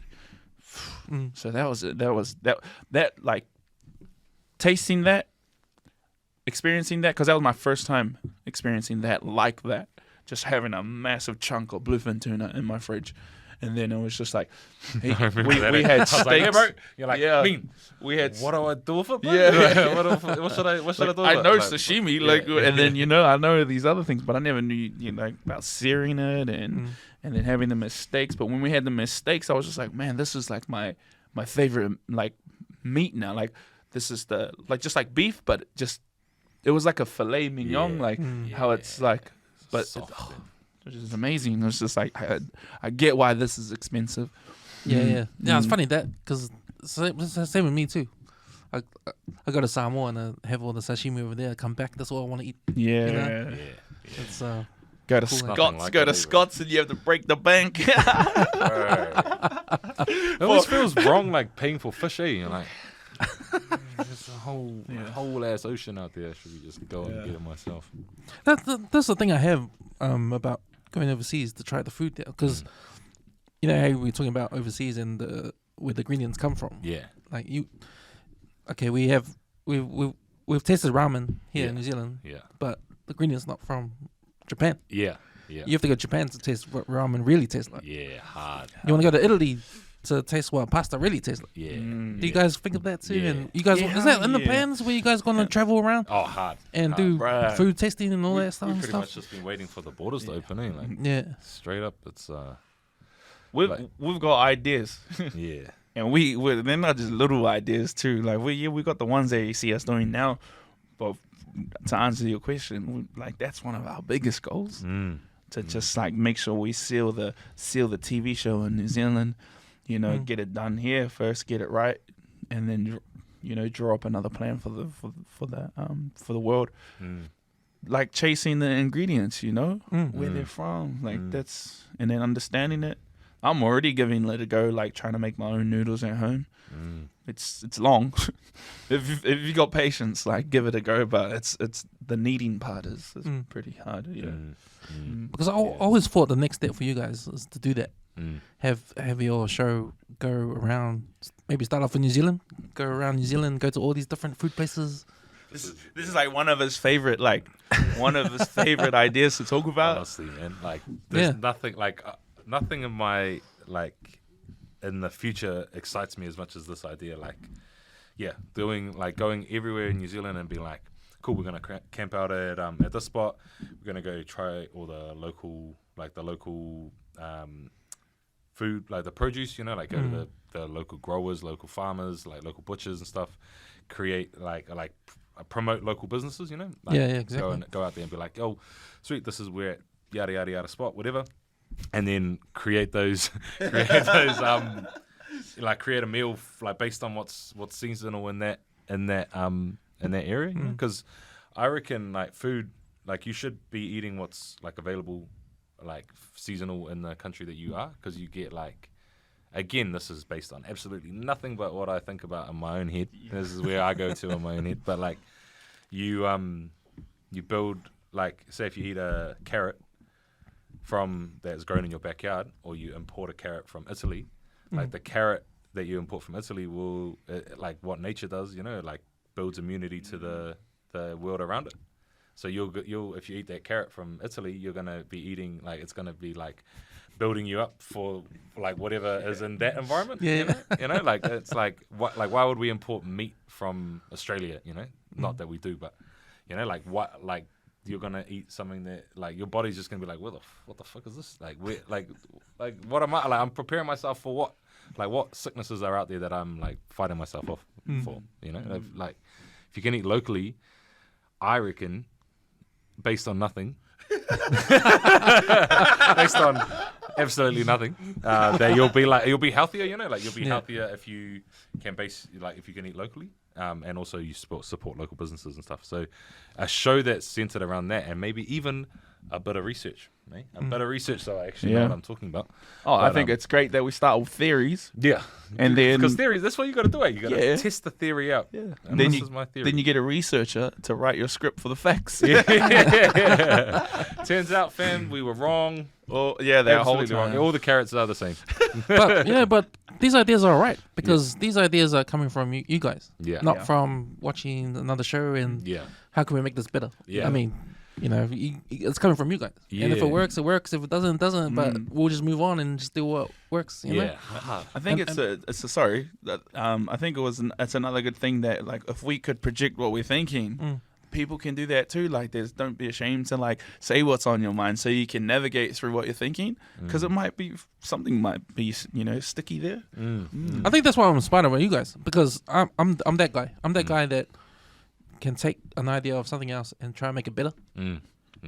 So it's sort of the same idea, but trying to be different to make it different, to make it my own. He's gonna steal our ideas. I mean, I'm that kind of guy. But that is a design thing. Yeah. Design always, when it comes to design, right? It's always copied. Yeah. They're all copied. Yeah. It's just how can you make it better? Yeah. How to repackage it? Yeah, how to make it better and repackage it. Yeah. And it's cool how you guys don't have that in front of you. You guys come from your heart out. Like, well, if it works, it works. If it doesn't, it doesn't. Yeah. Because we're not following anyone. We're just doing what we Yeah. think. And we're not Yeah. like, we talk about this a little bit, like we're not putting out content because we think it's what people want to see. You know, like we're putting out content that's because we want to make, like we love what we do. you know? Exactly. And it just so happens that there's an audience that like what we do. You know, and if we start to change our product to make it more acceptable, then we change who we are. You know, like we're not being authentic to why we started it. Yeah. You know, so we have to keep that in our mind all the time. We're like, we just do this because we love it, and like we let that follow us. We let that push us this far, and it, you know, like why would we stop believing in that process now? You know, I think that's a good way of looking at it because it allows you to just test the waters on a new idea because it's your own idea. yeah. You know. Yeah. I remember listening to. Do you guys know Dre Squirrel? Yeah, Yo. yeah. He openly said like he doesn't watch other skits because he wants the skits to come his own way. Yeah, nice. Yeah. So I thought, that's pretty good way of looking at stuff. You Yeah, know? for sure. It's crack up. Like people ask me like if I watch cooking shows all the time. Yeah. Oh yeah. I never watch cooking Nah, Yeah, nigga. yeah. Oh, I Yeah. watch like cooking content, but not shows. Not all the time. Like I do love that chef movie and the chef. Chef is the the chef- best movie. Yo, Food truck movie. Yeah, Oh, man, I love that movie, man. Solid. That soundtrack Bro, the is fire. soundtrack, the album on that, so Bro, it's fire, bro. that's so good, bro. So fire. Bro, I made that fucking Cuban sandwich. Yeah, Ah, yeah. The mojo, yes. the mojo. Yeah, Man. Bro, that movie's fire. There's that easy pasta that they do on it. It's, Oh, not, the, it's not easy, but it's like I had the chickens of that. Still- Because I wanted some meat. Yeah, Because nice. there's no meat on Yeah. that. Yeah. Have you watched the chef show? The on The- Netflix? I watched the first season because they actually made it again. Yeah, The stuff yeah, that yeah. came on the Bro, it's the mean. movie. Fire. it's so mean. But that's good. Did that inspire you guys? That yeah, movie? Yeah, Yes. hard. Like, Hard. man, that is so cool. Because he was a professional chef and he Yeah. got fired because he Yeah. was like Yeah. he was jealous of the Yeah, Yeah, of the. He was he didn't like the criticism from the from the owner, right? from the Or the but from 'cause of that- the reviewer guy. yeah. And then because the owner and that goes back to what we were talking about before of like the owner was telling him to just cook the same thing that he always cooked. Yeah, yeah. You know, and he's like, nah, fuck, I want to be creative. I've like created this whole new menu. I want to Yeah. cook something that I'm, like that I love. And then the owner's like, people don't come here to fucking try Yeah. your new creations. They come here for your hits. So you gotta play your hits. So did that tell you like how the system works? Yeah, Yeah. yeah. So basically, don't work for the man, just do it yourself. Mm. That's what I learned from that movie. that's definitely from that. Yeah, Because he took a step back into the food truck, yeah, but it all worked out yeah. because So people loved mean. it, eh? Yeah, Yeah. People vibed off what he was Yeah. doing. And that was like the essence of the cooking. Like you don't have to be a fucking official chef and work at the fancy ass restaurant. Yeah, You do what he loved. yeah, Did the food truck, went around trying to get back to LA, yeah. going through all these places in New Orleans. Oh, New Orleans, man. Oh, I'm gonna try those beignets, man. Oh, I would that love mean, to- bro. yeah. I've been to You that been? spot. Yeah. Wow, I'd love to go there. Eh? Bro, it's just like fry bread, bro. It's just fry bread with baking soda on top of it. Oh, yeah? Baking sugar. Did you try it there? Baking sugar? Did you go there? Yeah. You know that spot? Can you make it? Can you try to make it? Yeah. Yeah. Yeah. I'll give it a crack. But it's just yeah, fry bread, pretty much. Oh, true. Yeah. And with icing sugar, is it? with icing. That's, Oh. what did I say? Baking sugar. Obviously, I don't know what the fuck I'm talking about. But yeah, I just So- icing sugar. So we make fried bread. So Yeah. if I put icing sugar in there, that's a beignet. Pretty much. I don't know if there's any like difference in the process, but pretty much, yeah, pretty much. Because bro, like, But it might be better because fried bread. fried bread. Yeah, is we own. fire. New Zealand Yeah, owns it's fried bread. fire. Yeah. But I think it's pretty much the same. You should try it and I've have never a go. put icing sugar on fried bread. I should definitely try that. Because bro, that that shop that he goes to, that's like, Yeah. the one that they go to in the shop in the movie, bro. They only do that. They only do Oh, really? beignets and coffee, like black coffee. Oh, That's wow. the only thing on their menu. And you went there. Yeah. When, how long ago was that? 2015, I think. Oh, wow. 2015, 16. Yeah, me and a bunch of my mates went down. I actually went with my mum. I cool. flew to LA with my mum, Yeah. and then we went to Santa Fe, which is like New Mexico, kind of the most amazing like Mexican food. Fuck, it was dope. It was dope. And then we flew to New York, met up with my mates Sarah, Georgia, and Amy. And then my mum left, and then we did this trip down from New York Washington, Atlanta, And then around to New Orleans. yeah, and then to Mexico. Yeah, and fuck, New Orleans is dope, man. Such a Even the cool- music the culture music, there the is crazy. food, The jazz the and jazz, the- yeah, but like the brass bands, Yeah. like just the LSU the university Yeah. brass band, bro. Like we were like just walking down the street, and then just I don't know, just fucking hundreds of people just take over the street with their brass instruments. It's like fuck yeah, man. Like there's so much energy, eh? Like great energy there, like history and people like just loving what they're doing. Did you guys ever come across or experience any of the butchery stuff? Yeah, I did. I went into one shop that I was like voodoo, bro. I was like, Oh shit. I just walked out, bro. I Yeah, don't yeah, play around with that yeah, shit. yeah. You know, like. You know, like just don't give the Yeah. anything. Any Don't entertain power it, over you, eh? eh? Yeah. Yeah, just walk away. You know, one of the things about food, especially in West Auckland, Yeah. to me, I reckon it's pretty bland Yeah. and pretty ordinary Yeah. and the same things all the time. Yeah. And when I see you guys' content of food, that makes me think, wow, nah, there's people out there that really know that there's more to it than just what we got. Yeah. You know? Yeah. And when you think about America, like this is what I hope New Zealand could be in the future with when it regards to food. Because when you think about, the States, every city you go to, they've got their main. They got a thing, eh? They've got a thing? True. Yeah. Like you go to Philadelphia, they got the Philly steak, cheesesteaks. the Yeah. Philly Yeah, cheesesteaks. yeah. You go to Pittsburgh, they got the fries with the cheese on it. Yeah, The cheese yeah, fries yeah, sandwich. Yeah. Cheese Yeah. fries sandwich. Yeah. Like, Yeah. Cheese fries sandwich. cheese fries sandwich. Yeah. You know, you Yeah. got to New York, you got the Sal's pizza, Yeah, the yeah. pizza style, Pizzas. the New York Mm. pizza. Yeah. You know, Yeah.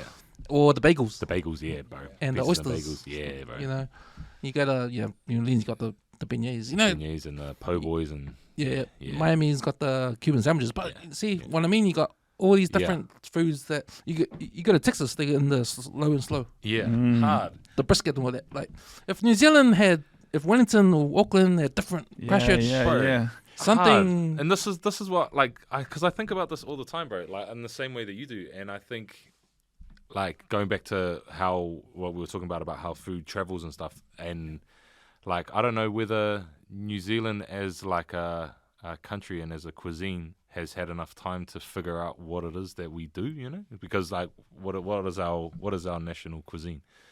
Like fuck, I don't know. It should be the fucking hangi. Yeah, it should be the hangi, but Yeah. then accessibility, you know, like fuck, you can't. Yeah. Not everyone has the grass to dig a hangi, you know, or the know-how to do it, you know, like how to heat the. There's a water recipe and all on my mind. I'm just gonna say it, and it's probably disgraceful with pie. that. Yeah, well, that's like the easiest thing to come to. Yeah. Is like, what is our national dish? It's Yeah. like, probably the pie. Steak and Probably cheese the pie. steak and cheese Yeah, pie. people I might have had a steak. steak and cheese pie on the way to this podcast, you know. It's I fucking- might have had two today. Yeah, it's fucking. They say shit in Australia. Yeah, it is fire. It is fire. But then, like, that's buzzy. Yeah, if you think that's our national cuisine, like, fuck, that's like not that much, bro. No, You know, and no. it's like that's more of like our street food. You know, that's more of It like is, yeah. you know, if you go to like Vietnam and you have your banh mi. You know, it's more like that. Like it's the quick, easy street food. So like, otherwise. This is where I want to get to as well, is like building those, like the hangi, like that technique of cooking, because that's a technique of like you can put on for heaps of people, you know, like it's a communal eating the same thing, eating like, you know, eating good nutritious food. How do you do that but build it into like a modern thing that is like cuisine, you know, like is like a dish or like something that people will look at to like will recognize New Zealand for. I don't know how you do that. Well, to me, because the low and slow American barbecue is here now, Yeah, and there's restaurants open that do that. yeah, It's the same process. yeah. I mean, they yeah. do it. They start at 1 a.m. Yeah. or overnight. Yeah, They yeah, cook yeah. it, and it's all ready for the day. Yeah, And if it's sold out, it's sold out. yeah. True. Well, true. that's hangi. Yeah, Mhm. yeah. You do a hangi like 1 a.m. or Yeah, whatever. yeah. You serve it all And then- day. If it's sold and out, then it's sold gone. out. You can, there's no fucking heating up the rocks No. again. And Yeah. fucking, yeah, And that's it. Because if you don't want to save it, otherwise we'll go. We won't taste as good. But yeah, if it's sold out, it's sold out, and come back tomorrow. Yeah. We'll do Yeah, another yeah. one. yeah, yeah. I mean, to me, like, why do we have to wait for American Yeah. cuisines coming. Yeah, It was yeah, yeah. Well, we already got it here. Yeah. We Yeah. already got a hangi here. Yeah. Yeah. Yeah. And I remember they had a restaurant called Billy T. James hangi Yo. back in the days. Yeah. I don't know if you guys remember that, but that was a hangi place. Yo. I don't know how they cooked it, Yeah. but it's not here anymore. But then you don't. The only time I get to have hangi is when they have the Pacificas Festival in, Yeah. in, Yeah. in Western Springs, you know. Or like a school gala, right? Yeah, school gala Yeah, or something yeah. like that. Yeah. You know? Some fundraising for But something. there should be a place where people can go and buy it Yeah. for dinner or lunch. Yeah. Yeah. Yeah. I know there was one guy in the viaduct who was doing it. Like Yeah. a steam. Oh, in the was ground. Was it It was in the ground. Maya. Maya? Might Could have be been Maya. Yeah. But then like it should be something that there's heaps of options for it, eh? Like that's a technique that a lot of people are doing over the city, and then our hangi's better than your hangi, you know, like something like that, you know, like it'd be cool. It'd be like, now you go to Otahu for the beef hangi, but they're out in Hendo, their pork hangi is fucking fire, you know, like something like that, or like because this is what I like. What excites me is like using hangi as a technique and then fucking with it, you know, and like because like when I was up over New Year's, we did a hangi. And I was like, I stopped myself. I was going to, and I was like, you know, like it's one of those things that you can't like, you know, people are sensitive to it, which is fair enough. But I was like, thinking even putting, like, we've got this big cast iron camp oven, and like it's got a big lid, it's big cast iron thing. Next time I do a hangi, I'm gonna put one of those in with like a stew in it, and just chuck it in there. You know, use the technique of cooking, but like play around with it a bit. Yeah. Because I think that'd be mean. Like it is like you say, it's like it's the same process. Like it's just the process of it is just a way to cook. You know, like it doesn't necessarily have to be the same thing. I just don't know why people are not doing it. I just don't know why. I Like, think it's too hard. Or I think so. I think There's definitely some restrictions like around not being able to cook or have an open fire. it's messy. It is messy. Auckland You need Council kind of Auckland stuff. Council. Yeah. They they Just can't do it. you in the can't park just or- have you just can't like dig a hole these days and light a massive fire.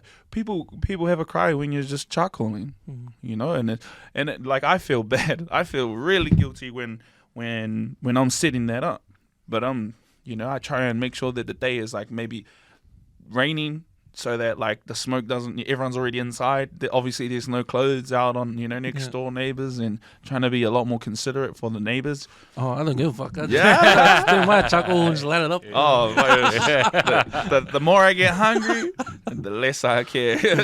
Actually, you got a bit of grass at your house, don't you? Yeah, Well, but I wouldn't trust whatever's in that. In that One of soil. those filled in fucking Yeah, I wouldn't know what's in there. So not the Oh, hangi. that's not why I the love hangi going soil. to the farms and just like know that there's this is Yeah. untouched, Yeah. untouched. Boom, go down, and then you don't have to worry about anything. Hard. Hard. Last But thing yeah. you want to do is have a hangi in a dumping spot. Farms are way better, bro. Yeah. Just cow shit. True, you gotta have a good spot. You can't pull it anywhere. Yeah. It's Definitely difficult. Yeah. A lot of restrictions as well, but the good thing, like I think going back to it, is like it's definitely something that I wanted to do for our show. That to go around the country, try all different hangis. Like obviously in Rotorua they steam them in the thermal down there, and you've got the umu as well. So just different ways, and then coming across different things. And he's very rustic and primal, so he loves just going out on the beach and just light a fire and cook some kai on that. And so I'm keen to do that, and keen to do it in a Ford Ranger. Shout out to Ford Ranger or a Land Rover. yeah. Didn't you guys do that? You guys had a video of doing that. Yeah, like, right. Yeah. Yeah. That's the. Oh, that was him. Yeah. Man, I just wanted to say, bro, this is this MVP right here for Eggplant Boys. That video he shot all by himself, and it is pumping. What is it, like 99 Something like that. 99,000 views, all because of him. And it's just like his nice little getaway that he needed, and he nailed it, man. Bro, it's fire, eh, bro? Yeah, and that's the cool thing about it. It's all organically, you know, it's just organically shot. It was just like Yeah. he told me that, bro, I'm going up, come with me. I was like, fuck, I can't get away. It's just like, not sweet as, but I'm gonna do this, and this. Yeah, sweet as, like, boom, filming it, and it's all natural, you know. Like he was only just getting into editing too at the time. Yeah. And then putting music to it, and just, bro, these shots were just like, bro, it looks like you've been doing it for ages. So I was just like, and then now it's just pinned up on our TikTok just because it's just like, whoa, everyone loves it too. The seafood in it, Yeah, yeah. out the gate. I need to do that bluefin tuna video, man. Yeah, hell yeah. It's dope. It's dope. You know your shows when you guys finally get to do the round the country Yeah. show. Is this something you guys can do by yourself on YouTube, or is it something that TVNZ will come along and say, "Oh, want to produce a show for you guys"? I think it can happen both ways. Yeah, yeah. See, It can happen both ways. yeah. I love that. The pros and cons for, so we'll start with TVNZ. The pros and cons of TVNZ is that you get a big lump sum of secure money, but you don't know what kind of limitations that you're going to receive, because, you know, one, you'll have to make sure that you got X and O, you know, this and this in it, and obviously you can't have certain brands in you know, you won't be able to drink or alcohol. Oh yeah. You won't be able true. to Yeah. swear as much. But those are the pros and cons. It's not a bad option. If you go and get the funding and you succeed, that's a great way to go. I think if we were to do it by ourselves, we'll have to find some capital, we'll have to find some money, or just to make sure, you know, we get enough, we've got enough gas to get to these certain places. Make sure that, you know, like home, like our families, like paying for the, you know, that we got money to pay for the rent at home while we're on this fucking holiday or like work, you know, this work thing, and we're just fucking venturing off and learning about ourselves and about the country. And I really want to make sure that we go from one point of the country to the other point, because I know that we can stick to a highway and just turn off to a township and you know, and not venture out into these nice places that this is, you know, this offers so much. So going to those diving spots, not knowing how to dive properly, giving it a go, cooking things, and just being like primal. Yeah, exactly. Because that's why I loved Anthony Bourdain, his shows. Yeah. Because wherever place he goes to, he checks out the whole spectrum of food places. And he goes to the dives, the back street. Then he goes to the fancy restaurant, and then he goes back to the you know. And You get a he's whole just doing different it 'cause he perspective loves there. it, eh? Yeah. Like, have you ever watched Somebody Feed Phil? Is it? Oh yeah. He's from Is he the guy that Somebody Loves Raymond? Or Oh something? yeah. See, bro, I watched that show and I'm like, bro, he's like, he'll like say you're the barbecue dude that he's like interviewing. He'll be like, now this guy's over here doing barbecue, like he's like talking about him, and the guy's just like, you know, like he doesn't feel like he's like immersed in the experience. You know, he's just like an actual tourist, like he's at a zoo. You know? He's like, this is amazing, and check this out, guys. Where like Anthony Bourdain seems like he'll just be stuck into everything. Like he'll just be like there for the experience. Yeah. And, like that's how I would want to do it. Is like document just what I would be doing anyway without a camera there, rather than like, being like, come on, guys, we're gonna talk about this guy in front of him and act like he's not there. Like we definitely want to have the experience. Like we want to be in it. I think everyone and anything deserves that attention, full attention. I read Anthony Bourdain's first book, Kitchen Confidential. You guys Nah, I haven't read it. I haven't read it. No. It's funny. The first chapter talks about how he got into being a chef. Because he just got his part-time job as a teenager he was somewhere in Boston, and there was like all these restaurants on the waterfront. And he worked on one as just like a kitchen hand. Because it was just a part-time job for him. And then there was a wedding reception that came through, and the bride got with the head chef and went in the storeroom at the back, and they were having sex in the storeroom, and Anthony Bourdain went to have a look, and he was watching, and then he goes, "That's when I knew I was going to be a chef."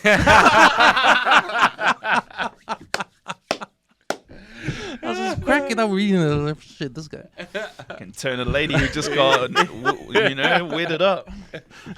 Weird it up. And the groom was in there too, and the thing, but she went with. Oh man. Wow. And- Yeah, kitchens but it are was- crazy it places, was man. fun. Yeah, kitchen's a crazy place. That's when I knew. Sharp your knives, I had to be boys. a chef.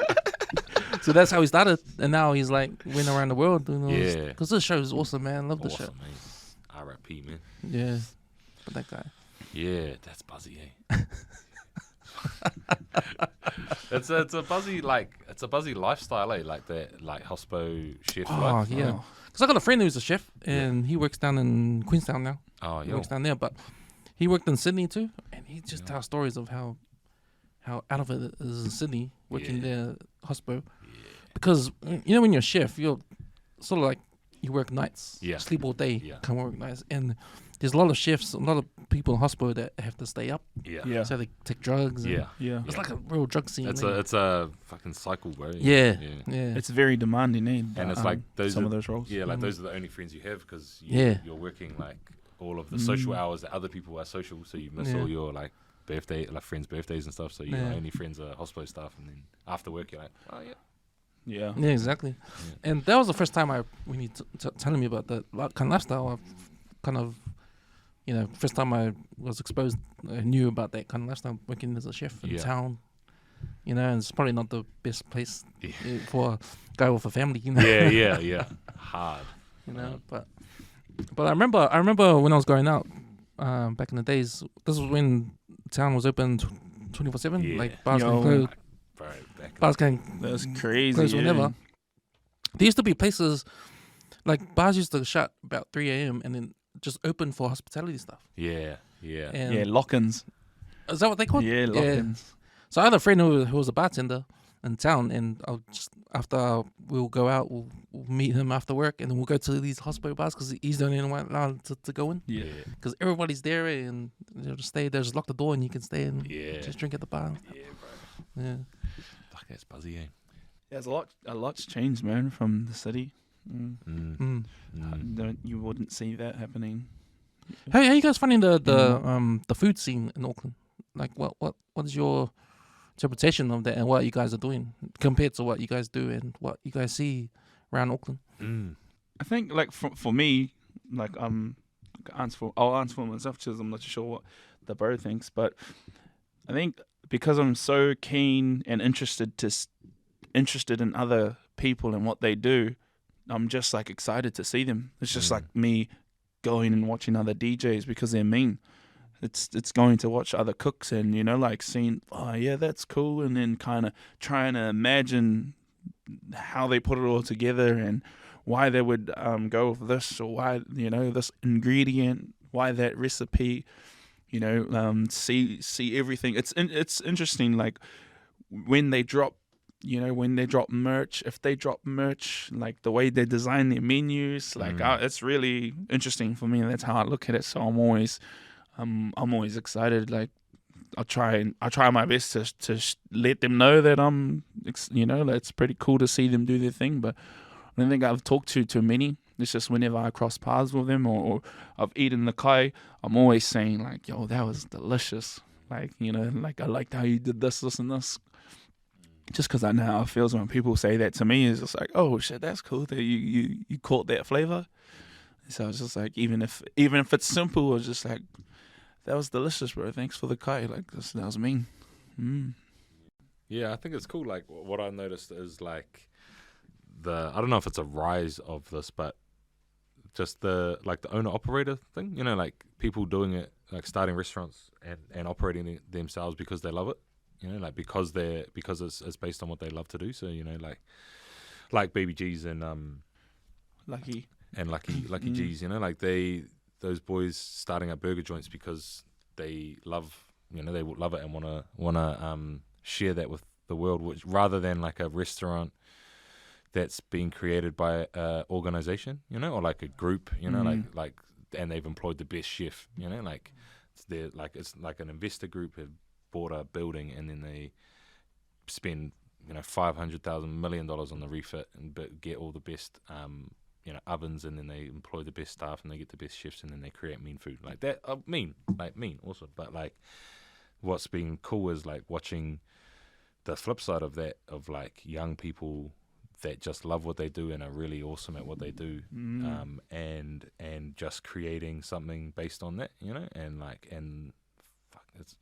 there's a few spots on K Road that because I used to work on K Road, Candela on K Road, right next door to us, was just like, you know, this couple that were both amazing at what they do, and just create mean food and like a mean environment, you know, just a really nice atmosphere to eat food in.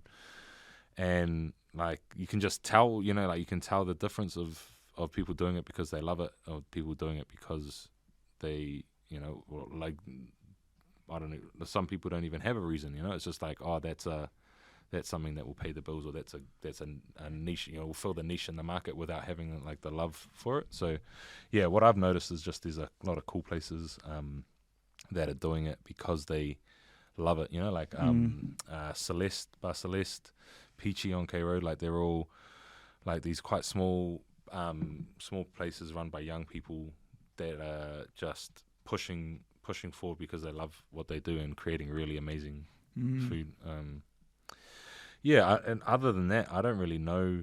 Like, I don't really go out that much, so I don't. I probably don't have enough like exposure to like the high end kind of dining experience in Auckland anymore. I don't really like. I try to cook more for myself now. Yeah. I think for me, like the last 10 years or so, there's been the Mexican stuff coming through. You know, that's my favorite. When they first came in, it was like, it wasn't even Taco Bell. It was Mexico. Or what's the other one? The California place? Mexicali. Yep. Yeah. Mexicali and Mad Mex. Yeah. Mad Mix. Yeah. Have you been to Salento? No, Is that what it's called? Ciento Lindo? Sintolindo. You know where the dump is? Heading towards that way? Oh, and I've seen it on social media. It's fire. Because he's actual Mexican, isn't he? Yeah. Like he's got like cactus on his menu. Oh wow. Like, yeah, that was cool. Yeah. Because that was the first time I had it too. I was just like, nah, I gotta try this. Yeah. Yeah, it was all good. Yeah, there's a few like those nice little Have you Mexican had joints coming up? Nah. Oh, I wanted to go to that pop up of Yeah, his, yeah. and one of the bros like hit me. I was like, "Yo, we're going here for a couple beers. Yeah. Come through." I didn't know what I was looking at when he sent me the flyer, and then I looked into it. I was like, "Oh, it's tacos." Yeah. And then he's like, "He looks cool as shit on this Yeah. flyer." That flyer Yeah. was cool. He was giving me hella vibes. Like Yeah. I was like, "This is sick." Yeah. Well, next time we gotta go, bro. Cause Yeah, we will. Like I really fuck with his artwork. Like, and I didn't even know. Didn't like, even know anything I about the didn't food. know Yeah. about I just knew that if this guy is like this, I know there's something cool about the food. Like this, definitely you could tell that this energy will transition into the food. Yeah. So next time we're gonna go to this pop up. Yep. Definitely keen. Yeah. So Mexican, and then of course the American low and slow Yeah. popping up, and then there's been a like resurgence of hamburgers. Yeah. Yeah. There There's has been. heaps. Like there's Burger, Yeah. and it's Yeah. all. I think Burger is trying to copy of the one in California. The what's it called, the one way or In and out. In-N-Out. In-N-Out. In-N-Out. Oh, Yeah. are they doing Oh, smaller that's ones? what's the other one? Better Burger. Better Better Burger. Burger. Better Burger. Yeah. Burger, yeah. Better Burger. They're Better Burgers like. That's the white and red one, eh? Yeah, and it looks like In and Out. And that's small. Hey, they put it in the Yeah. little. Yeah, little- It's presented like the same way. Yeah. Yeah. There's like diner style burgers, eh? American Oh, diner. White Lady. But that's been around White for Lady, years. yeah. eh? That's Wasn't on that the K Road first? now, eh? Oh, what? No, White Lady. Yeah. I saw that. Did you see that? They were in the paper recently. Yeah, bro. Yeah, There's been people complaints. Because of complaining about their customers just blocking their doorways. And they're like, these are your customers, man. We don't sell alcohol. Yeah. I was like, Yeah. that's a great Yeah. response, because they're like, oh, you guys, all the drunk people hanging out outside. It's like, you guys made them drunk, bro. We're just trying to feed them before they go. Yeah. But my take on that was another burger joint complaining because Oh, White was it? Lady's only open True. after hours, Yeah. so there's no business office that's complaining. They're all at home. Was this Well, was it the one on K Road that they were it's- complaining about, or the one? I'm not like, too 'cause sure. They I'm moved. not too sure which one. That was the truck. Oh, the- was Yeah. the truck? down I'm the not bottom. too sure which yeah. one. But they were saying it's residential. The residents wasn't like in the door Oh, wait. blocked. Yeah, so I was, because I just recently went there and I just read that article before I went out that night, and pulled up, I did double cheeseburger that night, and then I love that joint. I love that joint. Oh, White Lady. I That love double, White Lady. yeah, that double cheeseburger that night, and then I asked them, it was just like, which resident, which door was it here? And then they're like, who knows? Like, we're over it. And then I was just like, so you guys are gonna shut down because of it? It's like, no, we it's just hard because the council was getting involved, Oh, right. and the council was like putting the restrictions like up, like out the gate, like making it. I think in part of the article they were saying, the owner was saying it was hard to get staff or keep staff because they had to make them pick up rubbish after their after when they finished the work, they had to go pick up all this rubbish, and then just to make it tidy, and it was just out the gate. All these restrictions were crazy. So it was cool having that conversation with the guy. The thing I like about White Lady is that, after all the burgers you've had, and you go to White Lady after years, or after a long time, and you just bite into it, and it's that homemade, no special sauce. It's just straight tomato sauce, and just straight ingredients, man. And you just like, fuck, man, I forgot about this. Simple as, Simple as, man. And tasty, bro.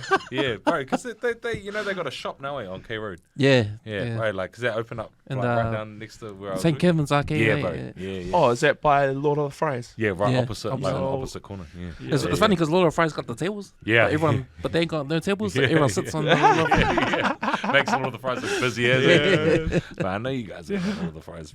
I actually like how I came to White Lady. Like, it didn't take, it took like a whole year in the city, or a whole 2 years in the city. I was DJing. I didn't touch White Lady once. And then it was because I got sick of McDonald's. Oh yeah. I was just like, I'm over this shit. Like, I just want something nice. I'm gonna just try this place, and then it was fire.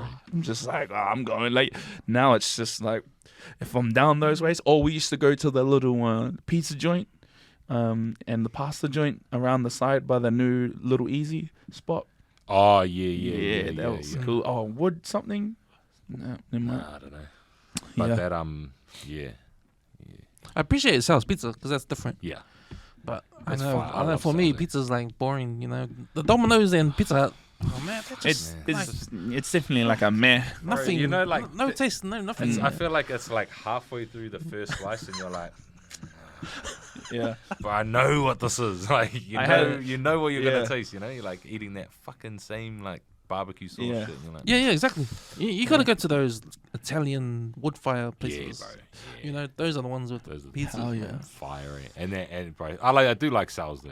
I do Yeah, because it is like 'Cause it's different, different, and it's authentic to what they are. Like it's that recipe that he brought over from his granddad in New York or something. Yeah. So, like, Even house pizza, like that's gourmet pizza, but it tastes the same still. Yeah. I went through a phase of house pizza. I was like loving that for a while, and then that over that real quick. Yeah. But that was but the thing about House is like the other things are better than the pizza. Like, have you Yeah, had their, yeah, like, yeah. lamb Yeah. shanks and stuff, bro? Yeah. Like, the House. pastas are fire. Even the Like, ribs thing. The ribs are fire. Yeah, the ribs are Like, fire. Yeah, bro. I'm like, The ribs are fire. everything else apart from the pizzas is like way better than the pizzas. We should just dog like every. We should just dog every restaurant. First off, I want to say, fuck McDonald's, you suck. We're calling you out for Burger Challenge. Everyone can get dissed. Man, McDonald's. I listened to this podcast about McDonald's fries because at some point, I think it was in the 90s, they stopped using animal fat for the fries, and they used vegetable oil. So now it's all tasted different. Buzzy. So you can't even taste like if they were to put animal fat again, and you remember what it used to taste like when you were a kid. Buzzy. Yeah, maybe we give that a go because like I'm pretty keen to see what it Animal tastes fat like. fries. Yeah. Sure. Yeah. Then that's when I knew, like, oh man, depends what the oil is. Yeah. There's a big difference. Eh? Yeah. Yeah. Oh yeah. I'm a sucker for McDonald's fries. Bro, hash browns, bro. Yeah. Hash browns. Breakfast, McDonald's breakfast. Sorry guys, I gotta be So basic. good, bro. I love Bro, it. Like this is a point that I want to make is like we like every time, like I don't know if it happens for you, but like if I go around to someone's house for dinner and they're always like, oh, like I don't want to cook for you, you know. I'm like, bro, you have no idea like the things that I love, you know. Like I fucking love hash browns, bro. I love like I smash McDonald's all the time, you know. Like there is legit. I got like the lowest standards for food in the world, you know. I will eat fucking anything and I will enjoy it because I love to like find enjoyment in food, you know, like because like critics, for example, you know, and they'll like eat something and then they'll be trying to find something bad about it, where I'm like, fuck, I'm just happy I'm eating, man. I'm just happy I got food in front of me, man. I don't care what it is. So yeah, I don't know. Like I get why they freak out when you're there. Like your cooking skills amazing, but it is weird when they put me on a pedestal. But I just like you know, like I just like. I get weirded out. Like you're just in the moment. Like shit. Like we're not even that. Like we're not even all that. Like like we like normal. We like normal things. Like we you know. Shit. I guess that's the downside with you guys now. You gotta get all that reaction. Yeah. Oh, no way I'm gonna cook. No way. No way. I'm never cooking for you. I'm like. Sad? Well, you expecting me to cook for you? Sad, bro. Yeah. Nah, it's crazy, how much it happens. It's just like all the time. Like you walk through the door and they don't know you're coming. Yeah. And like because you've just been invited by your mate, and they're just like people there like, no. Yeah. You didn't tell me they were coming. You didn't tell me they were coming. Like I would have like, but something else. It's like, hey, don't worry, it's all good. It's so good, man. Gotta act like we're used to this. It's like, nah, that's all good. Don't worry about it.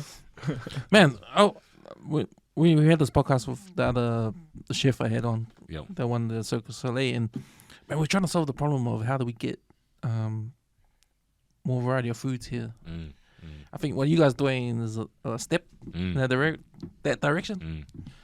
But I was thinking about the amount of bakeries there are in Auckland itself. Yo. How much real estate that is. If you think about it, you can't. It's like in the thousands, hundreds.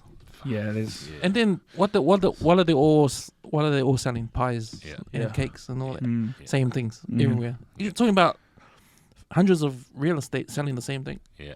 If we were to like take half that real estate and have different sorts of foods in any of those stores, we'll be straight up. Yeah. Man, it'll be a whole variety of different foods, man. Yeah. I think it's going to like what you're saying in the beginning of this podcast is like going backwards in a sense of because if we were to do this, we'll have to make sure that the people around that store are educated around different tastes.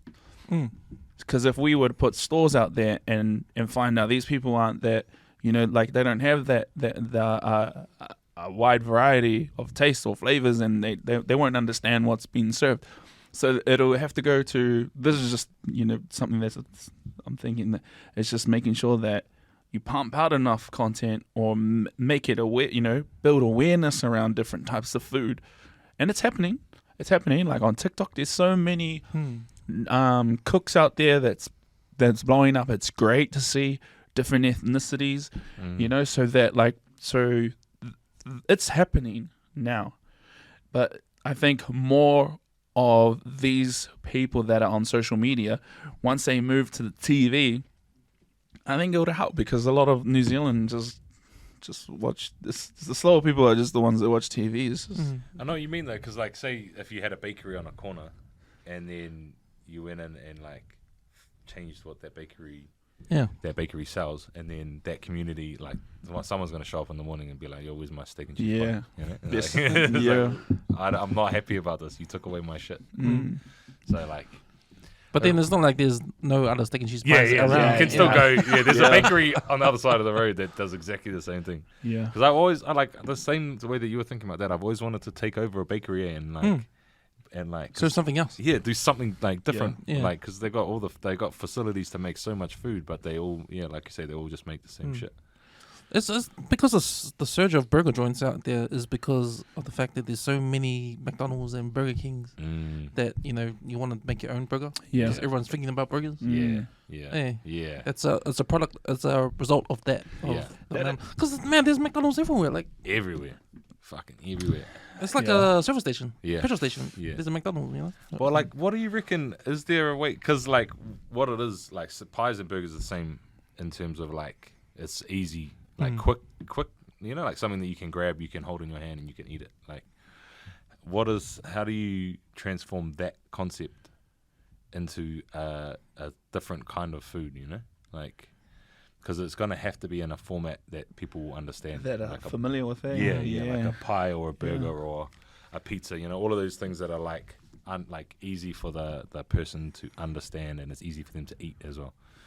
I've only got to go by, lean back on is America, because America's slowly trying to the American foods are slowly coming in. When have you noticed that they've using the same plates as American? Those baskets. The baskets. Yeah. Bringing those in. Yeah, That's cool. Like the boats, the little boats. Yeah, the boat things. Yeah. The boat things.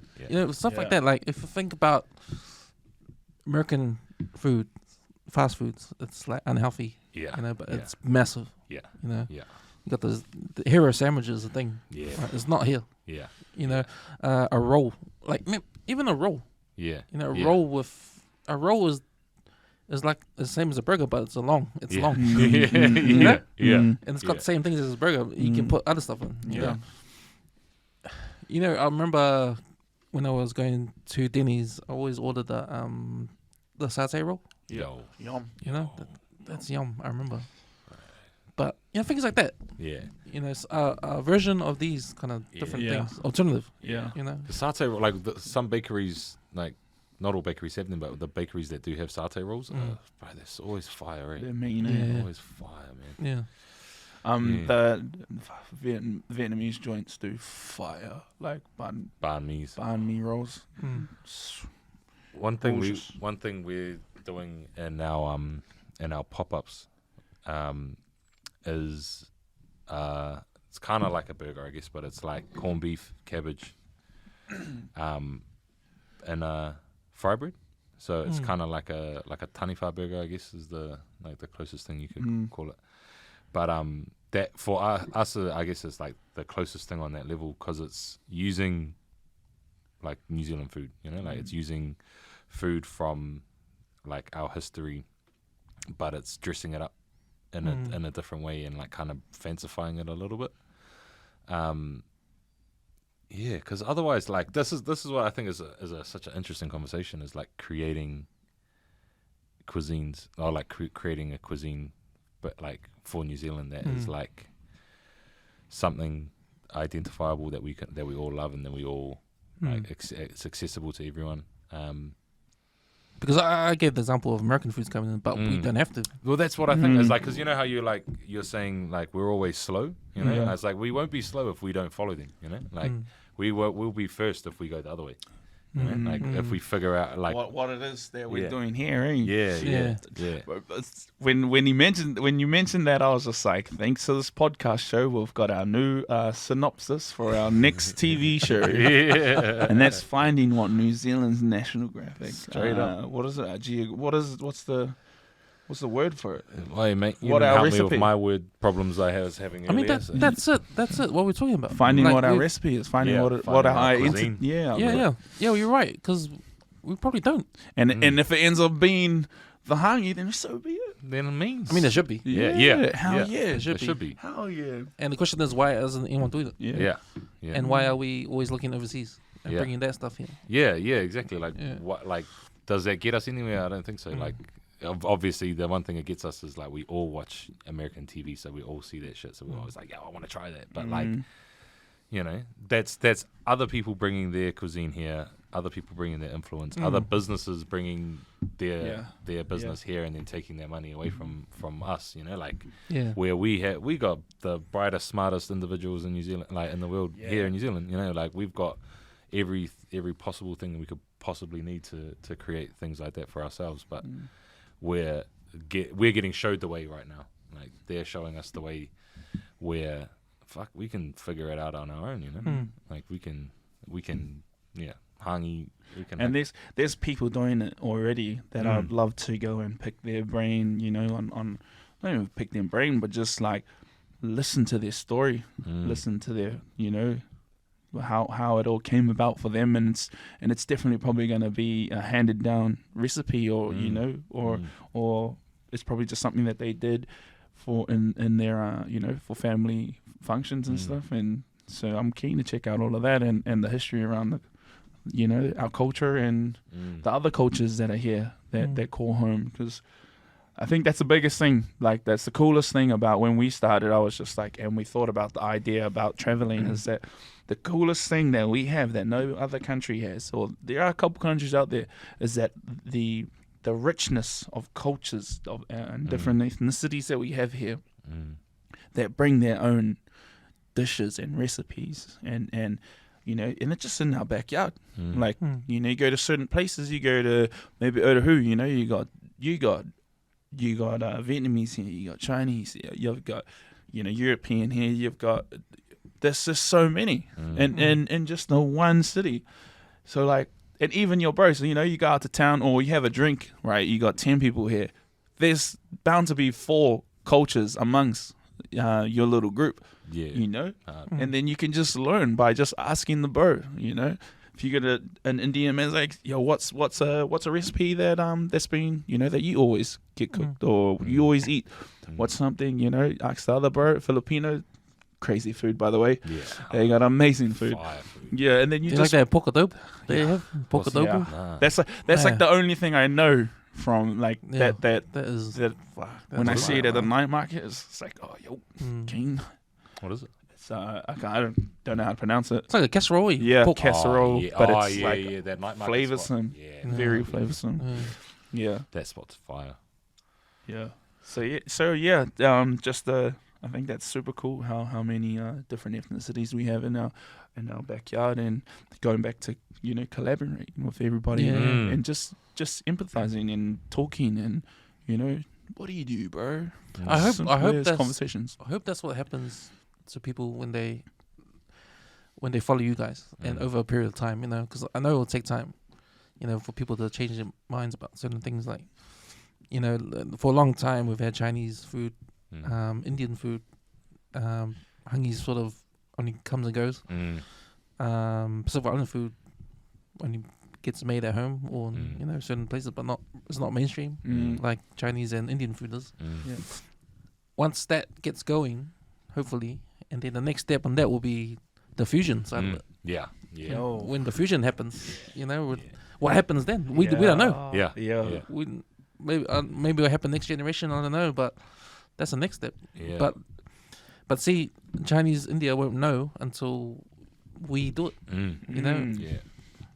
Until our foods become mainstream as well. Like, I don't know how that's gonna happen. But I think like that fusion thing is the, well, like from my perspective, like how that the pathway there is, that, you know, it is about like restaurants building it into their you know, their offering and all of that, and then but also figuring out a way that you can, like, for example, one of the things that we made was palusami pie. Yeah. But we made a cream power, and then put the cream power into the taro leaves with hapuka in the middle of it. Oh wow! Yeah. So we did, and it was like cream power with like onions, garlic, ginger in it, soy sauce. So it was like, you know, it was like that's what I mean. There's like the fusion in that dish, big time. Like went and from, it was gangster. It was gangster. It was delicious. It was like so good. And that was just like from like driving home from Tauranga after we had filmed our shit back to his house to film the cook up. I called him and I was like, bro, like, I was just like, we were both like going back and forth, and I was like, fuck, all right, bro, I guess we're gonna have to make palusami then, because we're gonna do cream power, but I don't want to just do cream power. Let's do like, because, you know, like, this is how my creative process works. Cream power, I'm like, oh, coconut cream, you know. I'm like, how do I change cream power into something different that's more interesting. Change coconut cream, and then I'm like, the fuck else do I use coconut cream for? Palusami. Well, fuck it. The process makes sense. We're gonna put the cream power into the taro leaves, like that makes sense to me. Like, fuck, why would you not do that?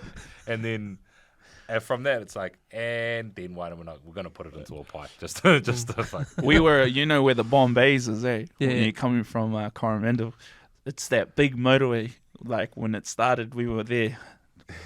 We came up with it, and we sat there, and we were just like, fuck. That sounds buzzy. And then we just sat there thinking about it, and we're just driving home, and then we were hella tired, and we're just like, holy shit. All right, we're doing it. We're gonna do it. Yeah, and then we just locked in. We locked in, and it was like, yeah, cool. Shit, it's gonna be buzzy. Like, where do we get taro leaves from? Like, at this time, it's like, oh, bro, my mate's got some at his house. I'll call him now. Boom, blink, plug. Picked it up on the way home. And then we didn't finish shooting till like 3 a.m. in the morning. wow. And my flatmates, I was like, hey guys, we're gonna come film, and we should be finished by 5 p.m.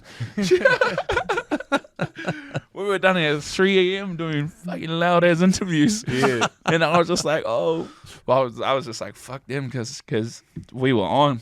Yeah. We were on. We were Like, sorry guys, there's some palusami pie for you in the fridge. We were cracking. You know when those days happen, right? When the idea and you just can't stop. You just gotta do it. And then, hey, if it goes to 3 a.m., fuck, it goes to 3 a.m. Yo. I mean, this must be the best times of creativity, eh? From idea to finished product at the end of it. Oh, execution is always Fuck. like such a great feeling. Yeah. Yeah. Yeah, like it's a great feeling. And it makes you want to do it more. Hell yeah. Yeah. And then once you get that process sussed, then you can create quickly. Like going from the idea stage to the finished product stage is like that is a quick process rather than it being like when you first start, it's like It's long. It's long when you start and you don't know. Yeah. But that's the energy, man. Yeah. Hey, Yeah, for sure. Yeah. fuck.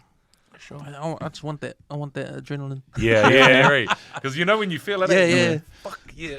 You're in the zone, eh? When you're in the zone, Yeah, man, Yeah. you just time doesn't matter. Yeah. Yeah. Straight up, eh? Yeah, hard out. Fucking. Not tired Yeah. until the end and you fall asleep. Yeah, You're like, not what the fuck? till you stop, eh? And then you're like, Yeah. I'm done. Yeah. But man, I feel like there needs to be more variety of food around Auckland. Mm. I drive far to get nice food. Yeah. Yeah, What's your go-to? man. Because I'm a fan of the American Low and Slow. Yeah. So I drive because it's cheaper and it tastes good. I always drive to Pakuranga to Smoky Wheels. Oh, yeah. you guys been there? I Nah. haven't been to Smoky Wheels yet. Ah, Yeah, it's nice. It's good taste. Yeah. It's nice and it's cheaper than other places. Yeah. That's a drive from here, bro. Yeah. That's a drive, eh? People don't understand how far West Auckland is, eh? From life. Right. Man, I tell them they go, what? You came all the way from? They appreciate it, eh? Yeah. Say, that's I'm from West good. Auckland. What? Yeah. You came all the way? Oh, fuck. So that Especially was like pretty cool. East to west. East, Like, there's yeah, no that's a motorway that journey. goes straight there. It's That's like you a gotta journey.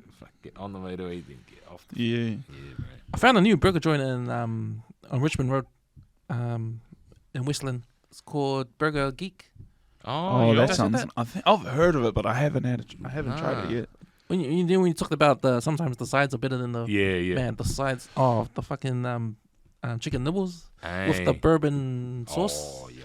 I know you're Oh. serious when you Oh, fucking just with, going when there, you're man. adding fucking in the. I know you're serious. I was you had me locked in. You had me at fucking. Oh, man. I'm listening. And then bourbon sauce. Oh shit. With the bourbon sauce. Don't get the other sauce. Get the bourbon sauce. Yeah. Yo. It's a big difference, eh? Yeah, yum. All right. But Burger yeah.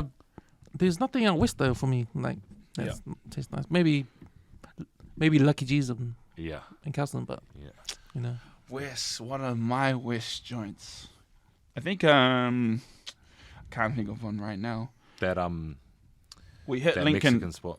We Oh, hit, that's right. yeah, I gotta go there. true, I true, gotta go true. there. We hit Lincoln Road a bit when we were a bit lazy. Oh, they have the they stopped it now. They're gonna start again in spring, I think. The food trucks, Tiatsu food truck. Oh yeah, Oh, you the guys been there? Friday night. Nah. There's Yeah, where oh At the St. John's around Yeah. there. oh That yeah area? I heard it's me. Yeah, I heard it was me. I haven't been there yet. We should actually like jump in on it. Get the golf cart. Mm. hell yeah. But I just want to go to eat, bro. I don't want I to should go. go To to bathroom. I should go to bathroom again. Yeah, bro. Man, you do have a Healthy healthy bladder. Healthy. Take my light. Yo, take it light. The light's bursting. Oh, can you pass another beer? Oh, yo. Please. Oh my. You want another Yeah. pals? Yes, please, bro. You can grab yourself another pals if you want. Thank you. Brother. Boys. I usually drink the I haven't tasted these ones. I had the old company. Old company. Yeah. They're I good. like the gin one. Yeah. Yeah. They're more they're sweeter than these. Eh? Are they? Oh, yeah. okay. Yeah, I think they got more sugar in it than these. These are. Oh, okay. not as, more healthy. Yeah. But I like those odd companies. They're mean, eh? Yeah. Yeah. They I can't remember the gold one, or the purple one.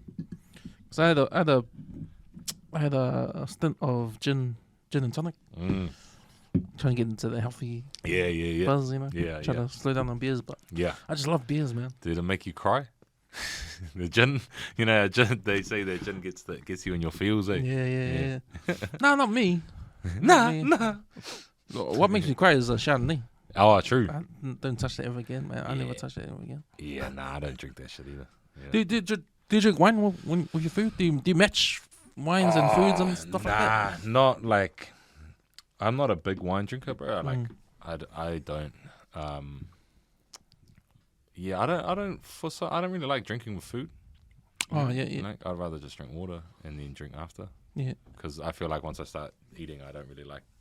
But it's different, because like, it's different to, like, you would never drink these with dinner, or you might, but like, it's not the same. Like, because you drink these to get drunk, and then for like wine pairings and stuff, it's more about like the flavor.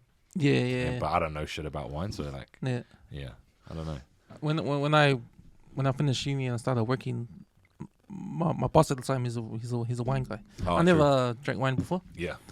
and he was into the wine tasting and the food, the pairing and that. We mean things in no way. Yeah, it is because when I started working there, every Friday we have work drinks, Yeah. and he'll come with his wine and he'll show us, this is what this tastes like, and why, and how to smell it and all that kind of shit. Yeah. And I was like, fuck, this is like a thing, like a cultural thing. Like, Yeah.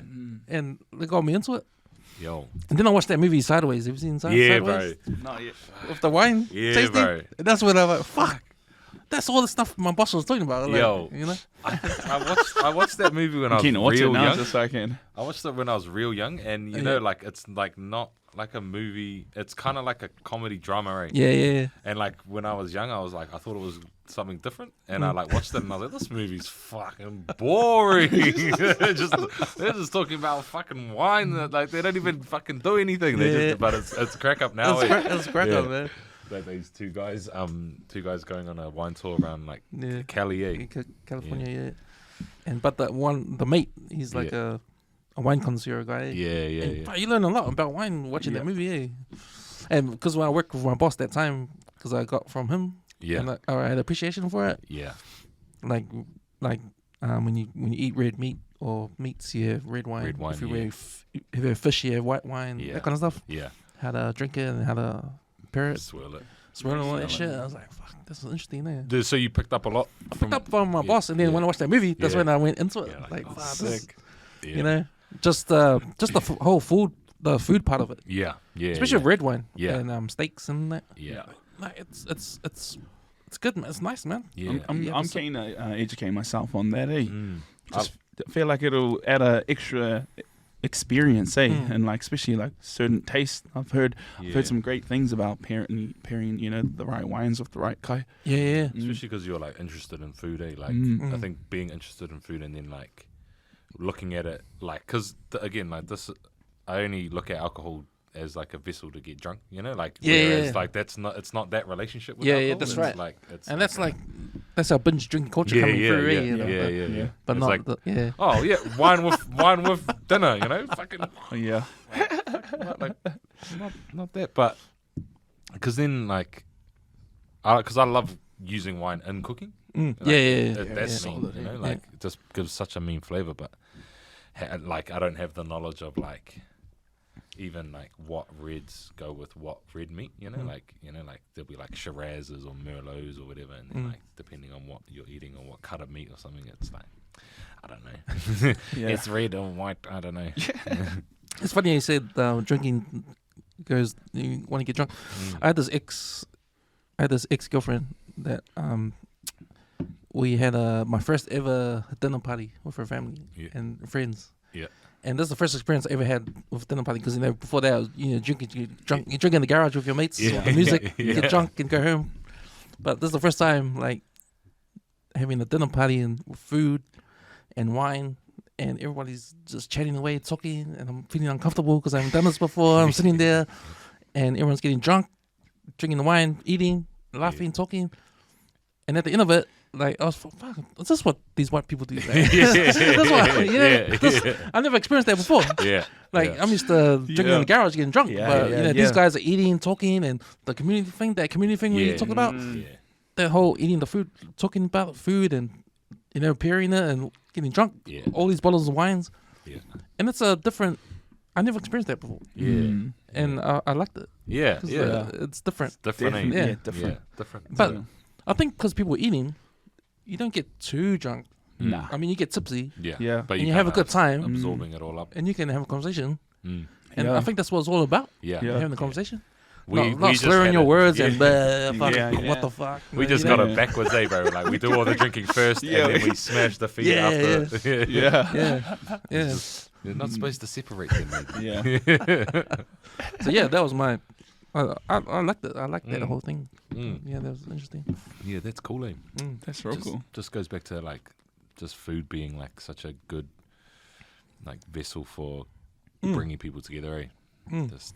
Yeah, and then if you add alcohol into it, just for a little bit of like losing your inhibitions and stuff, and like feeling a little bit looser, like you went into it like feeling like what the fuck, and then at the end of it you're like, oh, that was me, just a little bit looser. It doesn't have to be like you're not on the floor. And there's so much culture to food, like so much. I mean, it'd be cool if you guys go around the world and preach what you guys do, you know, take out New Zealand culture over there and try things out. Because I haven't gone too many places around the world. I watch a lot of movies, so I've seen what's on the movies and that. Good way to travel when you got COVID, bro. Yeah. But even go to Europe and everyone's eating outside and the alfresco stuff and the breads. And I remember I went to New Caledonia and it's French over there. So I had the crepes. And that was a thing. That's the French. You guys get into French food and that? Like a little bit, bro. It's all about the sauces, I find French food's real heavy. Like there's lots of cream and lots of butter. Like it's mean, but I don't know. I think I gravitate just because of all the like the seafood and that I kind of gravitate more to Italian kind of style with like more like garlic and olive oil and like fresh flavors. But I feel like French is a lot of like wine and butter and cream and you know. But I don't actually know too much about. I don't know. I think maybe I just think of French food as being real like fine dining kind of food, where I don't know much about French like rustic food. True. Apart from like stews and stuff. I know like French stews. I mean, like with wine. Like because Italian food is more specific. Italian food, and then even Spanish food. It's all a mix. Like, Is it jambalaya or? That's from New Orleans, isn't it? Oh yeah. But it's Cajun food, Yeah, Cajun. Yeah. It's all fusion, that kind of stuff. It's a buzzy area. Like it was owned by the French, and then it was owned by the Spanish, I think, and then they sold it to the Americans. So like, there's so much. The melting pot of cultures in that one city is crazy, bro. I remember that restaurant New Orleans in town. They Yeah. had the Cajun food. Down in the viaduct. That was the first time I had chicken and waffles, fried Yeah. chicken and waffles. Collard greens, and then they had Yeah. fire. Cornbread. Cornbread, yeah. Hush puppies. And these are all things you see on TV, but Yeah. I never thought to have them. That was like that was like one of the first like American like southern food spots I remember being here at that. Where That you was could solid too, eh? Yeah, you could get like crawfish and jambalaya. What's that? Gumbo. Oh, gumbo's like a stew. Yeah. Yeah. I think. Did you have that when you went? Yeah. We went to a few spots that had like you just go in and you'd get like a plate and it would have like a bit of everything on it, which was mean. Like because they would obviously have like the pots out the back and just make a massive stew, and then like whoever would come in would just get a like bunch of the same shit. So I think it's a cool way to eat. So that kind of food when you went over. I mean, do you see the similarities between what you guys do? That kind of like fusion and just experimental and But over there, it's just the main thing because they've done it all these years. Yeah. That's what I was gonna say. Is like the difference is like they're not being experimental with it. I mean, some of them will be, but like it's more just like they're doing it. That's how you like everyone has their own like thing like this, but American like all of those foods like they'll look at it and be like, this is how it's done. Like you have to cook it this way, like for example, like a New York pizza is like has to be this way, Jambalaya or gumbo is like it has to be this way, which I completely respect, but we don't have that same like we don't have the restrictions over here of like you can't make that because like Italian food's the same. It's like nah, that's not how Nonna used to make it. It's like nah, here it's like fuck it. Like realistically, who the fuck cares? We can try anything. We can put fucking fish and cheese together, which apparently you're not supposed to do. I don't know. Like that's a weird example, but apparently fish and cheese don't go together. But now I'm like, fuck it, who this is? Like who says? My mum used to say this to me all the time. She'd be like, no, you're not. That's not supposed. You're not supposed to do that. Like when I'm cooking, and I'm like. According to who? Like, according to fucking who, man? Like, I don't believe that fucking food is like a, like I'm like obviously paying all respects to the long traditions of food in their places, but it's like. It's all about nourishment and love, and I feel like you can't really do anything wrong if you go from that perspective. You got good intentions, eh? Yeah, if you've got good intentions and you just want to create something like nourishing and full of love for your family. Hold up. I just noticed these two paintings here. I saw these guys. I was emceeing the Beats and Brushes event. Oh, no and shit. These guys, and these guys were painting. They were there. Is that from Beats and Brushes? I was just like, where the frick have I seen it before? It was bugging me out this whole time. Sitting here, I was just like looking up there, and then I was just like, and then nothing really came to me, and then until now, it's just like, holy sheesh. Who? I wasn't there. It was my son and his missus. That's your son. Yeah.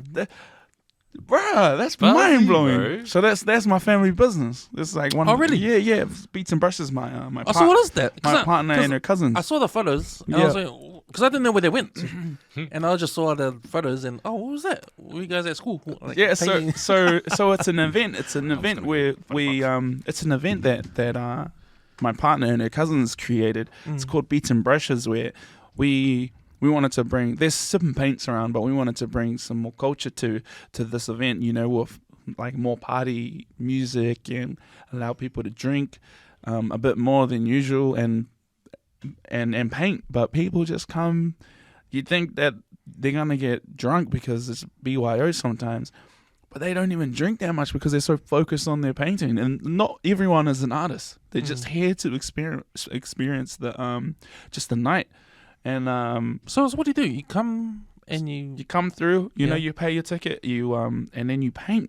Oh, you paint. There's templates there that they'll set up. They'll create a theme. So this theme here on Saturday night was a night in the 09. So just off the skyline, and we were at the Royal New Zealand yacht club squadron. So that was right on the water. And then the view on this side was the harbour bridge, all lit up, beautiful. And then the view here was just the skyline and the boat, just because all the boats around there. And then, so this weekend is polysaturated. So it's just going to be a lot of New Zealand music. And the weekend after that is going to be Earth, Wind and Fire. Oh. Yeah. And they're all sold out. Oh, wow. Yeah, it's crazy. It's I'm always like excited to like tell people about it, like just because it's a family, business, and it's exciting to see them do so well from, an idea that came out of lockdown. Oh, wow. So is your sister that made the idea? It's my partner. Oh, okay. It's my partner and her cousins. Yeah. So they That's out of it. That's and we just help out, and then like all of us family just help out. See, that's out of it to me, because that's like an idea that you probably think won't work, but it does. Yeah. Oh, that's what buzzed me out too. She just she saw it happening like on her Instagram, and was like, "This will be sick here. This will be so cool." And to be honest, I was a bit jealous because it was just it was amazing. I mean, because like I've been with like a group of boys and then throwing some events in town, and it's just never stuck as well as this one. And I was just like, babe, you killed it here. It's as cool as. And then, that's nuts. I was just like, where have I seen that before? That's so buzzy. Man, that speaks to like what people want, People want to. Is it like, I was going to say fantasy, but people want an opportunity to create. Hey. Hell yeah. Hey. Like, that's what it is, eh? I'm a big believer. I'm a big believer in creativity and figuring out what an individual is meant to do. Like you. I'm just gonna go. Like I do so much. I want to do so much in my life, and I'll put myself in this position where okay. I'll chase dreams. I'll chase shit that sounds impossible just because it's like, oh, fuck, if someone else can do it, so I'm pretty sure I can give it a go. Like just helping out with that and doing this cooking thing and doing these ideas. And I think the one thing that I never thought I'd ever have is a mobile app. Like that's the craziest thing. I was just like, fuck, I want to do an app. I want to do a mobile app, and this is why. And then 2 years later, I fucking created a mobile app. And then it was just like, what? Just this, everyone deserves, I think everyone deserves what they want. If they learn how to, if they learn the steps that they need to do to get to those, put them in those positions that they want to be. As you said, people like to create. Even though that's a small, kind of look, on a smaller scale, but that if you want to create and that end product makes you feel that way, that's the same way as trying to create something that you can like turn over and make your life, you can monetize off things like that. And I think fucking people deserve what they want. Man, that is like, he said that to me one day, bro. I can't remember what the situation was, but Seymour said, bro, we deserve what we want. And I was like, bro, that is a powerful statement, bro. Like, actually truly believing that you deserve what you want. Because what we want, often we think about it as like a dream, Like, we want this, but it's never going to happen.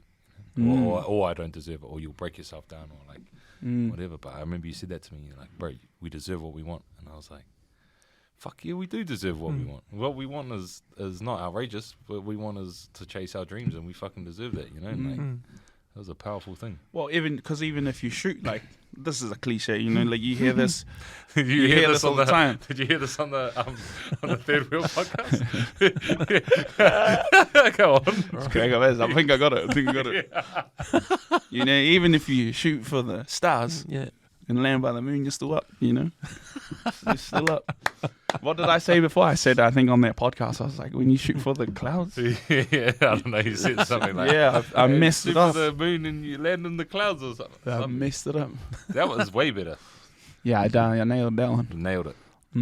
See, you know what I've learned from you guys tonight is that you spoke of putting the app, but I don't think you should, because you guys created stuff out of nothing that's brand new. That's not what people have done before. And to me, app is what people do. True. You guys have come from a point where you've gone off in your own direction because you're not doing what everyone else is doing. You know, but you made something out. Like your missus doing this creativity thing with the paintings. That is something out of nothing. That's like how would you know there will be people who want that? You know, how would you have known? And now like you got sold out the other event. That event got sold out. You're gonna have 2 other events because you found something out of the blue, or on a fluke or whatever. People want that. Yeah. No one knows what people want unless you try it. Yeah, especially if it doesn't exist. Especially if it doesn't exist. Yeah. You know. And come back to what I was saying before about mainstream radio and TV. They're just doing what was been done before. Yeah. And it's gonna get to a point probably very soon where that is gonna start working for them. You know. They're probably gonna become irrelevant pretty quickly unless they change their business model. Yeah, because I think it's already happening. Yeah, people are not looking at these radio and TV anymore. People, especially TV. No one's watching TV. People, like you said, Netflix on demand. It's on demand.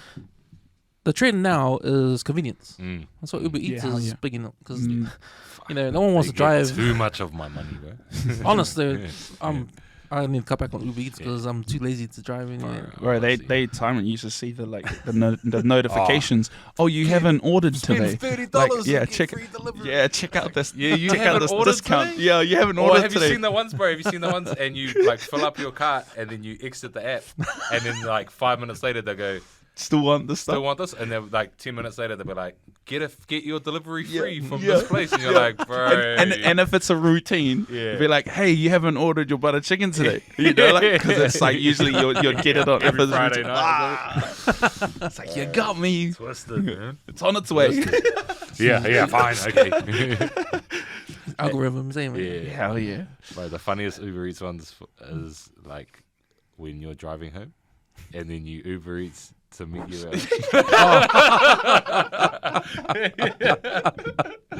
those ones, eh? Those ones. Like, you could have just driven past the thing. You could have just gone there yourself. Fucking. I've never done that. I've never done that in my own car. Like I've been in an Uber. Oh yeah.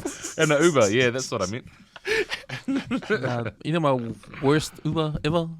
I'm ashamed to do this. Ubering a coffee. Oh. Hey, that's... What, is that like a $12 coffee? Just a one coffee. Yeah. How much was that coffee? I can't remember, but I just thought bad when it came. Yeah, just like... should have at least got a pie with it or something. I just needed a coffee. It was too early in the morning. Yeah. Right, when you need a coffee, man. When you need that coffee. This better be the strongest coffee ever. I need a coffee, but I am not fucking driving. Yeah. Nah, I probably would do that. Yeah. I probably would do that. But yeah. I don't judge you for that, bro. This is a safe space. So you guys actually got a golf cart? Like it's Yo. sitting in someone's garage? In your garage? Yeah.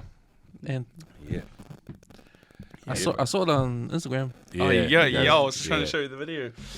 It's in my crib at the moment, just sitting in the garage. I dropped the trailer off at one of our mates' house just to store it there, and then it's just easy to take the dog for a walk now. Take the dog for a walk. With the barbecue. Yeah, teach my daughter how to drive. That's cool, bro. Yeah. That's real cool. It's cool little moments to have, especially when she gets bored. Now, can you teach her how to edit videos? Bro, that'll be solid, eh? That'll be on. Yeah, well, Taika was saying, it's like, they're in the movie because they're cheap. You know, like that. He was saying that he had his kids in the movies, and it's just like, it's just because they're it's not expensive to have them in. Crack up. It's crack up. I remember before we jumped on the mics, we were saying, playing golf is like a white thing. The first time I played golf... I didn't say that. We had the cameras going. The first time I played golf was in Samoa, because I got a full 18 holes, right? Yeah. And like all Samoans just playing golf. Yep. And that was the first time, man, this is not a white sport. It was like, you know, we were all there. Yeah. But it's funny because I never played before. And you're allowed to take a box of beers Yeah. to Yeah, the golf yeah, course yeah. and you just put it in the back of the cart and just drive and just drink and play. And I thought that was awesome, eh? But then I heard like you can't do that here. At some places you can't do that. There's some places that you can, you know, kind of hide your beers, you know, be discreet. Just being respectable. But I know there's a lot of places that are pretty, you can't really do that stuff. Bro, you can't give New Zealanders nice things, bro. You can't, bro. You can't, bro. I'm pissed off about that, man. Yeah, you can't, I'm bro. pissed off about that. Because you know, like, That's you know so what will true, happen, eh? bro. You know, like, because we all want to do it, eh? Like, it sounds dope, but Yeah. we, not us, but like we as our generation of males especially will fuck shit up like that. Eh? Yeah. Like, you can't put a That's so BYO true. in front of us, bro, and we will ruin it. So true. We will ruin it. You see, like the trouble that the golf carts go through. Yeah. Holy. But I think that's what, because I read in the paper. I don't know if you saw in the paper that New Zealand's like the second to last country people I want to saw go to. that, bro. I saw that. Like, people want to move to, eh? Yeah, people don't want to move to. Yeah. I put that down to how much of that shit you were just talking about. Yeah. How we can't do shit here. Yeah. Yeah. There's a lot of rules that we Yeah. can't do. Yeah. Like even like having a open fire on the at the beach. Yeah. Yeah. You know, Right. I remember Right. if you watch a Karate Kid, they had a Yeah. fire on the beach. Like Yeah. we can't do that here. Yeah. Bro, like, that's fucking. That's how like I grew up, bro. Like building fires on the beach, bro. And now it's like, bro, and like from like a where we're like a food. I don't know what you call us, but say someone that would want to start a food truck, for example. Yeah. Bro, where the fuck do you do a food truck in Auckland? You can't just pull up on the side of Queen Street and sell food. You know, it's like, oh, like fucking permit, fucking, Yeah. you know, like white lady. Yeah. White lady is exactly. like the only food truck that's down in the. I mean, I might be wrong about I think that, that's amazing, eh? Seeing that food truck and like imagine what the license that these guys Yeah. have and the permits that they have that Yeah. nobody else is ever gonna be able to receive. Yeah. You know? I mean, you can't roll up to the street with your barbecue. No. You start doing the barbecue, put a sign out. Yeah. $5 barbecue. Yeah. Yeah. You Yeah. can't, I mean, you can't, but you can. Yeah. you know? You can, but you can, yeah. Forgiveness over permission, eh? Yeah, Like, yeah. oh, I didn't know I wasn't allowed to do this. Yeah. Yeah. Well, because you go to like Papamoa, for example, and the Mount, bro, and they just got food trucks lined up down Yeah. the beach, bro, and it's Yeah. like dope. It's like a dope culture. Yeah. You know? It's like, And that's what Auckland needs. yeah, but it's Yeah. just so like regimented, so many rules, so much like, fuck. Yeah, you can't. Yeah, and because I did a post on social media about that article that came out, where Yeah. the second to last place people want to go to, Mm. and I put it down to like so much of a nanny state. Mm. Auckland is, you can't do shit. You Yeah. can't do. There's nothing open late. Yeah, yeah, You know, there's nothing open late. If after 10 o'clock, your only hope is McDonald's or Yeah. Burger King. yeah. You know, yeah. you can't take a beer somewhere. Nah, You know, Mm. like, man, I love how South Africa, before the rugby games, you're allowed to take your barbecue and beers Yeah, and drink on yeah. the car park. Sick. Oh, America has that. yeah, Like, yeah, yeah, tailgating, yeah. in. Tailgating. yeah. That kind of thing. Yeah. Like, man, that's fun, man. It's fun, bro. And then they've got like in New Orleans, you know, like they've got like you get like one of those big like fucking I don't know like hand grenades and like you know you walk around, you know, and you're like, but we would fuck that up, bro. We would ruin that like day one, bro. Day one. Oh no, all good. You guys can come park at Eden Park and bring your Yeah. barbecues. Day one, bro. Day one. It's on fire, eh? Yeah, it's on fire. Bro. It's on fire. The whole stadium's up. We lost the suburb of Sandringham in one night. Did you guys ever go to the Boxing Day races? Oh, At, I've never Alex- been to the races. when they no. had the BYO in the middle. No. Do you remember that? Nah. Man, they used to have BYO in the middle. You can go and pitch up a tent, take your chili bin, and just drink. And then the horses just Around. Around the outside. Nah. So, Bro, so that's you know, you have awesome. to dress up with the hats and all Yeah, that yeah. fancy clothes. Oh, cool. That's on the stands. Yeah. But in the middle, people. No way. Yeah. Anyone. you just cruise down. Oh, that sounds cool. That sounds awesome. So companies used to go down with their tents and do a big thing like for their work. Yeah. Like, you know how they have the round the bays? Yeah. And at the end of the round the bays, they have Yeah, the work yeah, stuff. yeah, yeah, it was yeah. a bit like that. Yo. But you can just roll up yourself with a chili bin and just, park up. park up Bro. in the middle of the whole thing. They stopped that. But they used to be a thing every year. Bro, that would That's be mean. cool, eh? That would be loose though. Eh? I think the closest to, I think the race course was just fireworks. But I don't think nobody was. Oh, yeah, there was chili bins at the fireworks displays. Chili bins. But nothing too intense. Yeah. Mm. I remember we used to go to like Jazz Fest. Well, We'd be like, yeah. bro, we're like all these old people, and we'd be like, bro, fuck off. I think the last park drinks was that George in the Park. Was that place, just Greyland Park, the one that you used to take the Western Park. Western Yeah, Park. yeah, that was fire. I think that's the last one I ever been. I've been to that, and then wasn't like Christmas in the Park, like you're allowed to drink you that? used to be able to drink there. Yeah, And then they used to do like concert, like at Coil Park. yeah. They used to like catch a fire down there. You could BYO.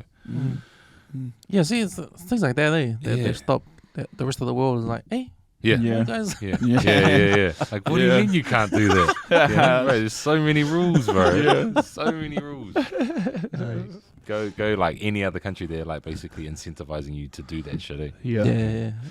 Especially America, because America's about spending your money. Yeah. Like, they don't care. Yeah, As long as you spend your money. Yeah. If you fuck up, we will arrest you. Yeah. It's fine. But as long as you spend your money. Yeah, as long as you spend your money. Do your thing. Yeah.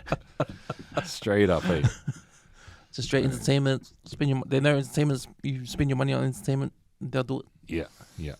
That's what the police are for. Yeah. That's why they got that. That's the mentality Auckland should have. If you can't do it, why are the police here for? Yeah. That's what the police job is to do. Yeah. To make sure shit doesn't happen. Yeah. And otherwise, let us fucking do our thing. Yeah. Don't need to have all the rules as well. Fuck, we know that we have to act right. Fuck, that's crack up. Yeah, that's fun. It is like kind of stifling creativity a little bit, eh? Like having that many rules, like to just your freedom of like say if we want to start if we want to go cook a barbecue, bro, there's like every fucking rule is set up to make you not be able to do that, you know? Yeah. And like, it's like, bro, you have to have your fridge temperatures, like, Oh, man. you know, like, you gotta, outrageous it's shit. the meat storage has to be crazy. Like, you gotta make sure you have a fridge, a certain cooler for a certain food. Yeah. And then it's Like, nuts. bro, you It's talk to gotta any be chef at a or certain like height. anyone that runs a restaurant, and it's like the worst part of it is like, apart from like trying to find staff at the moment, it would be like filling out these fucking logbooks of food. What do you call it? Food hygiene certificate or whatever. You know, like. Because even barbecue, like you can't even get a normal chicken barbecue. Yeah. Like from anywhere. Yeah. It has to be fried. Yeah. And the batter, like down there. Like, fried chicken you can get fried chicken at the Chinese places. Yeah. But that's all you can get. You can't get a barbecue. Charcoal barbecue chicken, bro, is like the best. So good, the best thing in the world. So good. Yeah. And anyone can do it. Yeah. But you know what's actually fire, bro? Like undercover is Nando's. I love Nando's. Nando's is fire, bro. Peri chips. Just that, the chips, the chicken, like it's just fire all the time, you know. Yeah. Like, I find it too small. hard. But that's why I get a whole chicken. I did love Nando's. I thought Nando's tasted better in Perth when I went to Perth. Oh, yo. Have you been to Perth? Nah, bro, nah. Have you had Nando's in Australia? I haven't been to. Nah, I did. I had something similar to Nando's in Adelaide. I went to Adelaide. Yeah. That was dope. Because like I had real bad food in Oz when I was in I was living in Goldie, and the food was most of the food was shit. Like most of the meat was shit. But then some places it's like fiery. Like some places like there's people that like making mean ass food, but then like it's like the McDonald's is shit. You know, like like it's weird. Like the things that are the same in every country, they're just shit in Australia. But like there's heaps of like mean food over there as well. Yeah, I remember having Nando's in Perth, and that was yummy as. Hey. That was like nothing I've tasted in Nando's here. Buzzy. Then when I had Nando's here, I was like, it wasn't as juicy as it was. Have you been to that spot in on the way to Muriwai? Moorporks? It's like I went there once. Did you like it? That's probably my least of all the low and No slow way. places. Damn. Yeah. That's crazy. What did you have there? I had the normal the brisket and the ribs. Yeah. my go-to, my favorite place is Coles, Smoking Coles in Grey Lynn. Yeah. Oh. I haven't been there, but I like the one at the top of Richmond Road. It's pretty pricey though, Yeah. but it's nice, man. It's Yo. and that's why I drive all the way to Pakuranga because Yeah, it's cheaper Yeah. and it yeah. tastes. It's not as good as Coles, but it's up there. Yeah. Yeah. It's better than Morpok, Yeah. Yeah. but it's just under Coles. What about Blue Ox, babe? Have you been there? Oh, that's up north, eh? Nah, it's like out south, is it? Blue Have Ox you been there? Bay. Blue Oh Ox? no, that's Pukakoi. Yeah. I've been there. I've been there. Yeah. It's not as good as I thought. No, that is good. And have you been to Moo Moo's in What's that? Ormiston? Ormiston. No. Nah, we haven't eaten there, but I went there. We went and seen the bro that Yeah. we One of the bros works there. Mm. But yeah, there's a few of them, eh? Yeah, there's a few of them now. Mm. Yeah. Smoking Cole's my That's probably your the best. number one? Number one. Yo, need to But, check that out. I want to go there on payday. Yeah. Yeah. The value for money. But you know, it'd be interesting to see how long that lasts for, because it's like the gas price to get all the way out to Pakuranga is, same. you know. Well, I had a guest on the podcast, Jordan Fruin. Yeah. Shout out to Jordan Fruin. He owns Westside Fitness Oh, yo. in Henderson. Yeah. He's been to Austin, Texas, and he went yeah. to what's that famous guy? Franklin. Yeah. Franklin's barbecue. That's not the one that's in Chef. Chef. Yeah. Yeah, you went there. That fella. Oh. Yeah, He went there. yeah. And I was like, what? You went there? Yeah. Yeah, man, I went there. Oh, fuck. Sick. I can't believe I'm sitting next to a guy who's been to that place. Right. But he said exactly what it is. They had to go there at 5 a.m. because Yeah. there's a line already. Whoa. And they put a sign on the last person. Yeah. This is the last person. Oh, true. Because they take orders on the line. Yeah. So they know how much they've got. Oh yeah. And then And then the just- last person, they just put a sign on them. This is the last person. No more after. It's sold out. Yeah.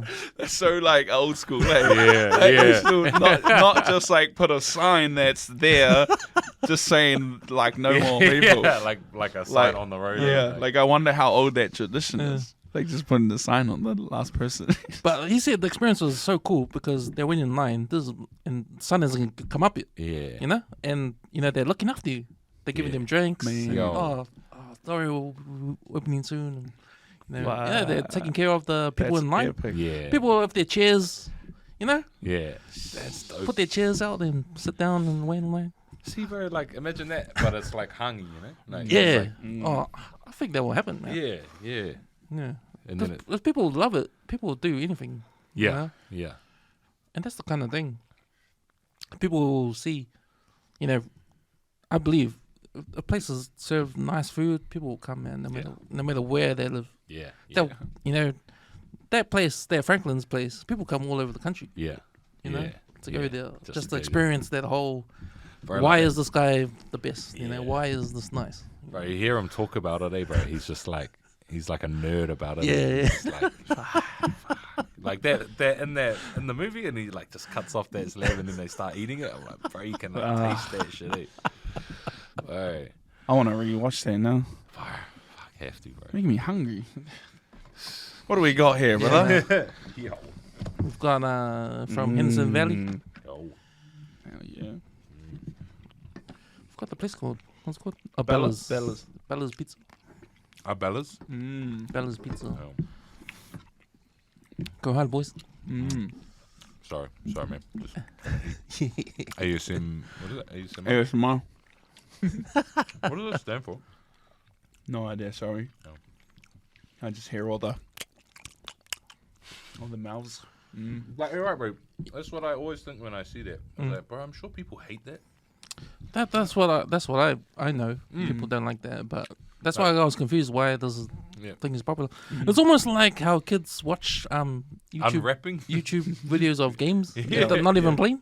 Yeah. Bro, They'll watch videos of Fortnite Yeah. on YouTube for ages. for ages. They're not even playing it. Bro, my mate's little nephew used to watch kids unwrapping presents, bro. Oh yeah. Yeah. That was a thing. Yeah. Yeah. Which I get, because if you like, but still, it's buzzy, eh? Like, don't you just want to play the game? I mean, The other weird one I saw was they put a camera in front of a train or a boat, Wow. And then they just, and they just play it. yo. What, like facing forward? Yeah, and they just play it, Buzzing. and people watch it. It's like millions of views. Like I don't Man, know we how can long go they down watch a it. rabbit hole of rabbit hole subjects. Like I think the guys that build like clay houses and stuff. Mm. Oh, yeah. Oh, right. I get lost in Swimming that. pools in the jungle. Swimming pools in jungle. But see, that's the other thing about social media. You never know What's going to be. Yeah. what's gonna hit. Bro, my girlfriend watches cleaning videos, bro. Yeah. Nah, mine does too. Carly Hey. loves the clean. Like, Honestly, bro. just Like cleaning the like carpets, like dirty as Yeah. like rugs. yeah, it's satisfying for them, eh? Bro, I'm like, I'm hearing like from my missus' phone, it's just like the squeak of the spray and wipe, and I'm just like, fuck, you watching cleaning videos again? And she's just like, I love it. So, yeah. Does that put her to sleep? mm-mm. Oh. They get all wild up, get wired up. Well, babe, while you're at it, here's some cleaning stuff. I've been listening to Andrew Schultz. He's a comedian. You guys know. He's Dude, ruthless, fucking eh? He's Yeah, ruthless, man. He's ruthless. He just wants all the smoking. But he's a guy I appreciate because he's pretty much doing sort of what you guys and Tim are doing. He refuses to go mainstream, Yeah. Yeah. and he'll do everything himself, Yeah. like just YouTube. And I think his latest one, he refused to get the Netflix Oh, true. because Netflix said, "Oh, can you cut this part out?" Mm. Oh, And yeah. that was his last straw for him. Yeah. He said, "No, fuck that. Nah, Give it back. don't worry. Yeah. I'm gonna do Put my it own." myself. Yeah, Yeah. you know. Yeah. Yeah. So I think his latest stand up is on his website now, and you just have to purchase it on his website. Yeah. Which that would have been great publicity for him. Just that whole thing. Eh? yeah. He's funny, but like I just love the way that he laughs at himself. Like, as soon as he says something, he's like, he'll say it, he'll be like, I don't know if you guys saw the preview, but he had this joke. I was laughing at him. He's talking about the Me Too movement. He's going, man, when the Me Too movement came out, man, it was loud. You know, all you girls were like on it. Like, let us know. Let us know. COVID one, eh? And then lockdown happened, and then I never heard anything. Never heard from you guys. It was almost as like you guys were at home, loved being at home cleaning, cooking in the kitchen.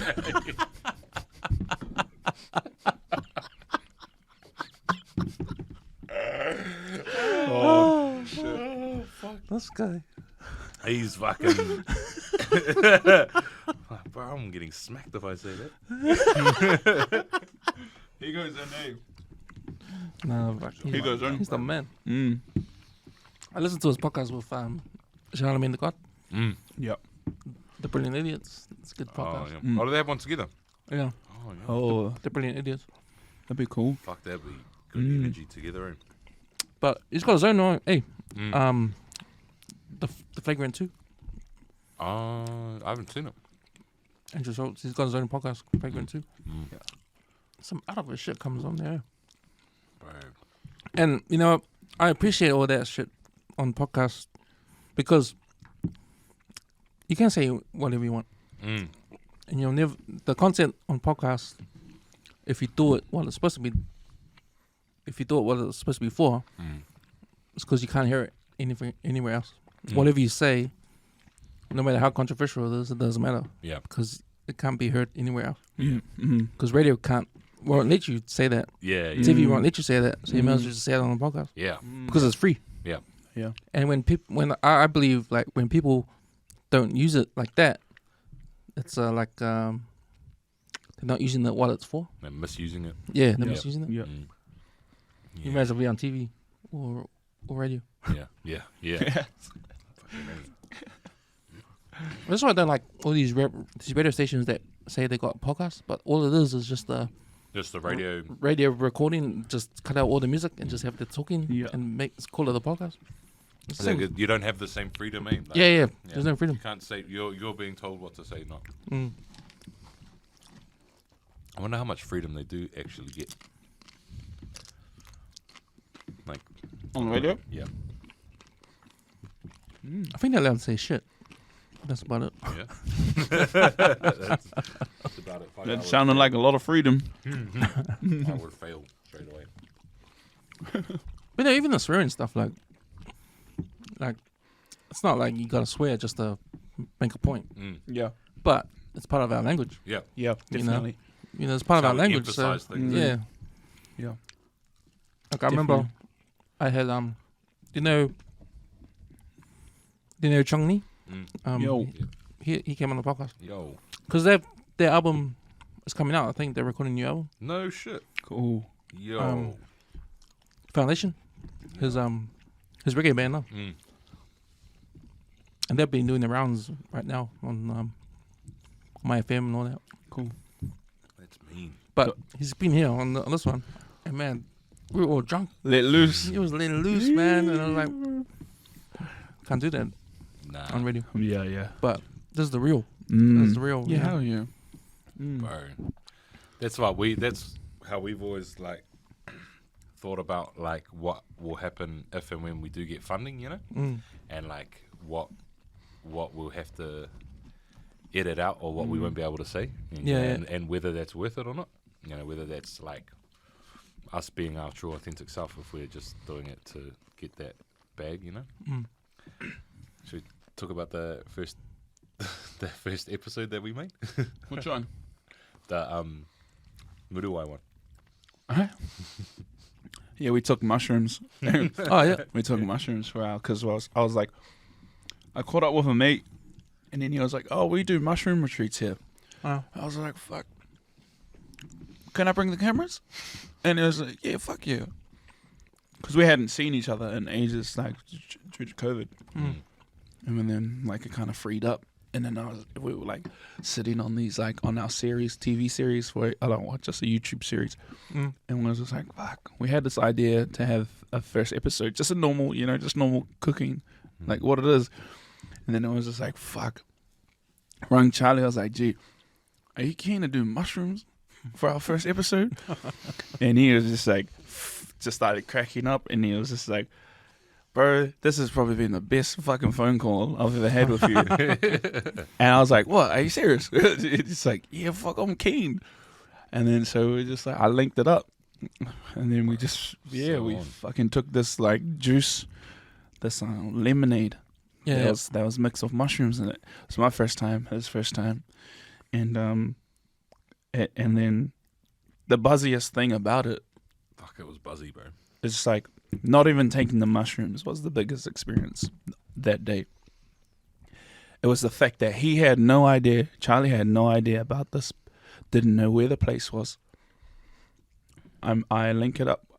We drive out there, and then this guy's like, holy shit, this is like where my grandparents used to stay. Oh wow. And then Right next door, we pull up, and he was like, yeah, fuck, that's the house right there.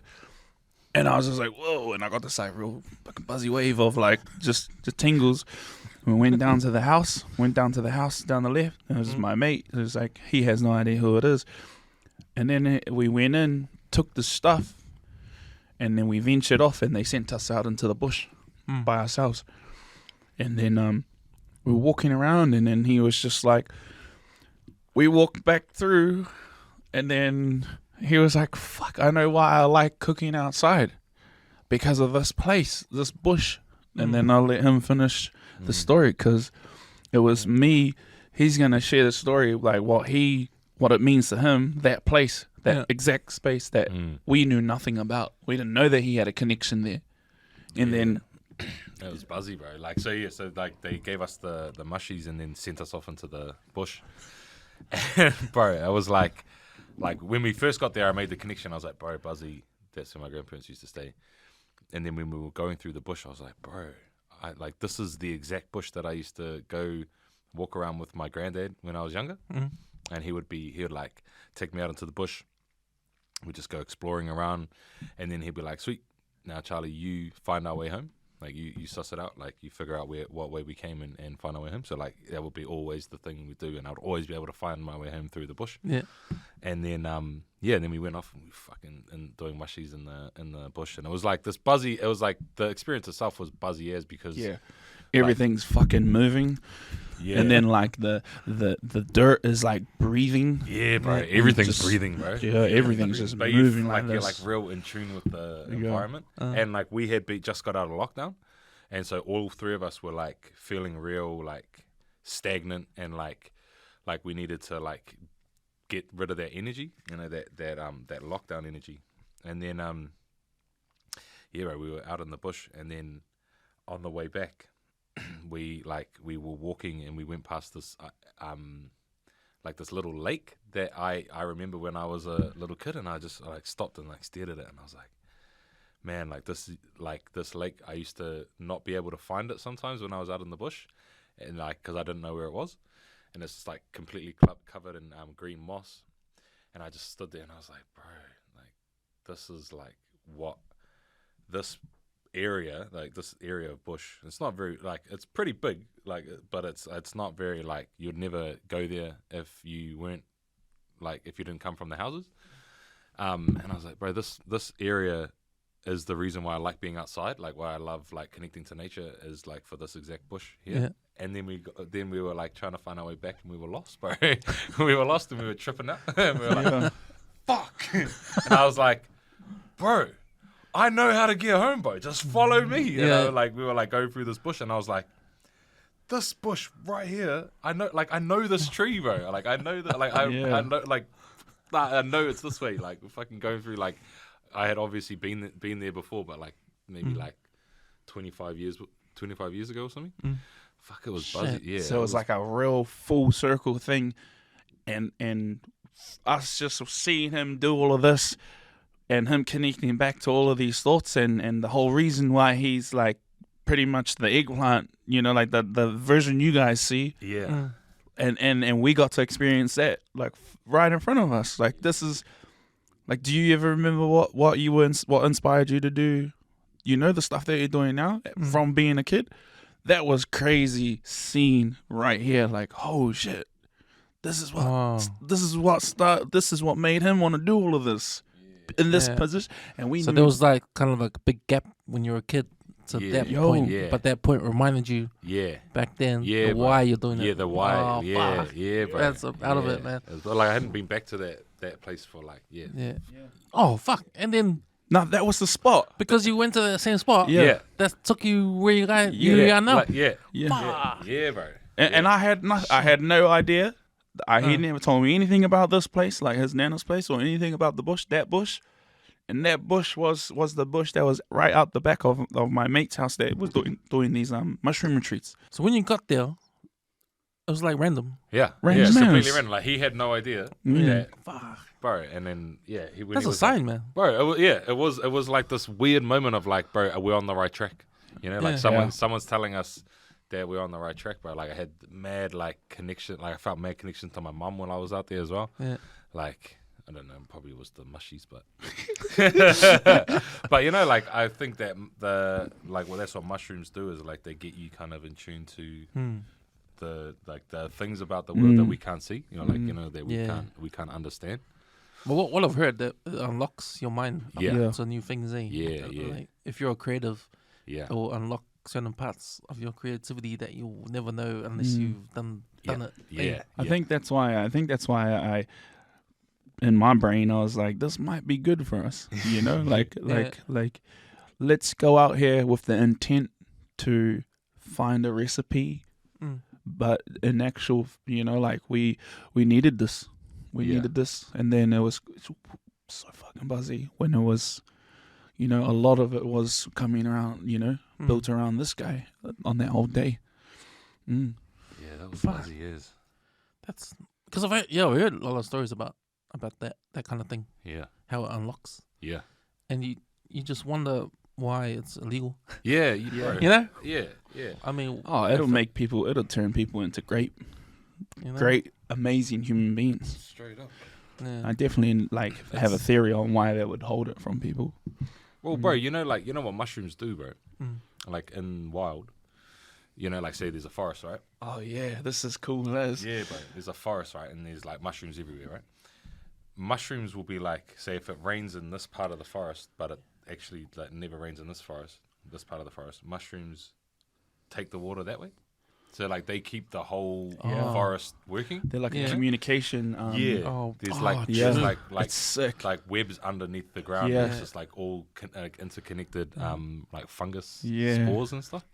So like they're actually connected to the world and the earth like way more than we understand. And I think that's why like some mushrooms can tap you into that, like because that you know like you ingest them and then they like kind of get you on that wavelength of like connecting to the nature, I guess. Yeah, Yeah. it's buzzy, bro. That is interesting. And That's so cool, eh? Because the one I heard was how the red top mushrooms Yeah, is connected to Santa Claus. You heard that one? It's connected to Santa Claus, man. And the whole thing about Christmas. Because it's the same colors, white Yeah. and red. True. Those ones. Because this is a story I heard. Like, you know how when the mushroom grows and it reproduces, it shoots out spores? Yeah. And when it does that, there's a perfect circle of spores. Because it shoots off in the middle. yeah, So there's going to be a perfect circle of spores around it, and buzzy. more will grow. Yeah, yeah, And when the first humans, or the humans at that time, saw it, they thought it was like a supernatural thing. yeah. Because how can it be a perfect perfect circle? Perfect Yeah, circle. yeah. And they'll try it, and they get, they'll try it, and then they'll get these hallucinations, and will lock stuff in their brain, and then they'll talk out of it stuff to other people, and they'll think that they are some kind of higher power Buzzy. because yeah. they're like taking the mushroom, but they're talking They're, like, out of it shit. all these like Yeah. buzzy things, like creating things that didn't exist before. Yeah, that's Yeah, right. yeah. And they're talking out of it shit. So, and that's sort of like this theory is how some religions start. Yeah, Because yeah. now the normal people think this guy's like a priest or some higher 'Cause power. he's connected to. Yeah. So they're like, like they're now followers of this person. Yeah. So this person can take them wherever they want to go, like, Yeah. sort of thing. Buzzy. But bro. I don't know how it ends up to Santa Claus. other than the same colors, but I missed that bit. But it was interesting. I was waiting when Yeah, Santa Claus was coming Santa in. Claus. Yeah. That's bro. That's buzzy. It makes sense the way, like, especially, like, how someone that like changes their way of thinking can be like, if everyone thinks the same way, and then one person has a fucking trip, and there's like, actually, Yeah. you know, I can, and then they start actually being successful and changing their Yeah, fucking, exactly. You know? And that's the thing, eh? Is like everyone is stuck somewhere, and if you can break away from that and be like, fuck it, let's do our own thing, you know, let's take some fucking mushies and change our path. Yeah. And then everyone will be like, hopefully, everyone will be like, oh look at the example that you're setting, you know, fucking let's follow that. I don't know. This is exactly the story you guys come from. Yeah, You know? yeah. So we're Santa Claus, basically. Except with my ginger beard, I'm Fanta Claus. Yeah. It's actually not the first time I've been called Fanta Claus, so it's a recycled joke. Sharp Brothers, hey man, love you guys, man. Yeah, I love Hey, you. Thank we you for brother. having us. Thanks for Yeah. coming on the podcast, bro, and bros, and man, I hope you guys do well. You guys gonna do well. You guys gonna travel the country, do your thing, and then next step, gonna travel the world, do your thing, man. Can't wait for that to happen, man, and supporting you guys 100%. Yeah, Thank you, bro. appreciate the love, bro. Yeah. Straight up. Thank you for having us. Thank you on so here. much for having us, and I'm very impressed with the food knowledge. Yeah. Your food knowledge is crazy. It's way better than mine. So it's a lot bigger than mine. Like, I love it. Yeah, bro, keen to come back on whenever you guys want us to come hang out, or whenever we cook, bro. We'll come bring some food or something. Yeah. Have a feed sometime Yeah, soon. hell yeah.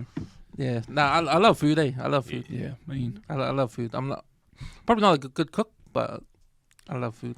So what's your Same thing. what's one thing that you think Auckland's missing? Just a whole lot of variety.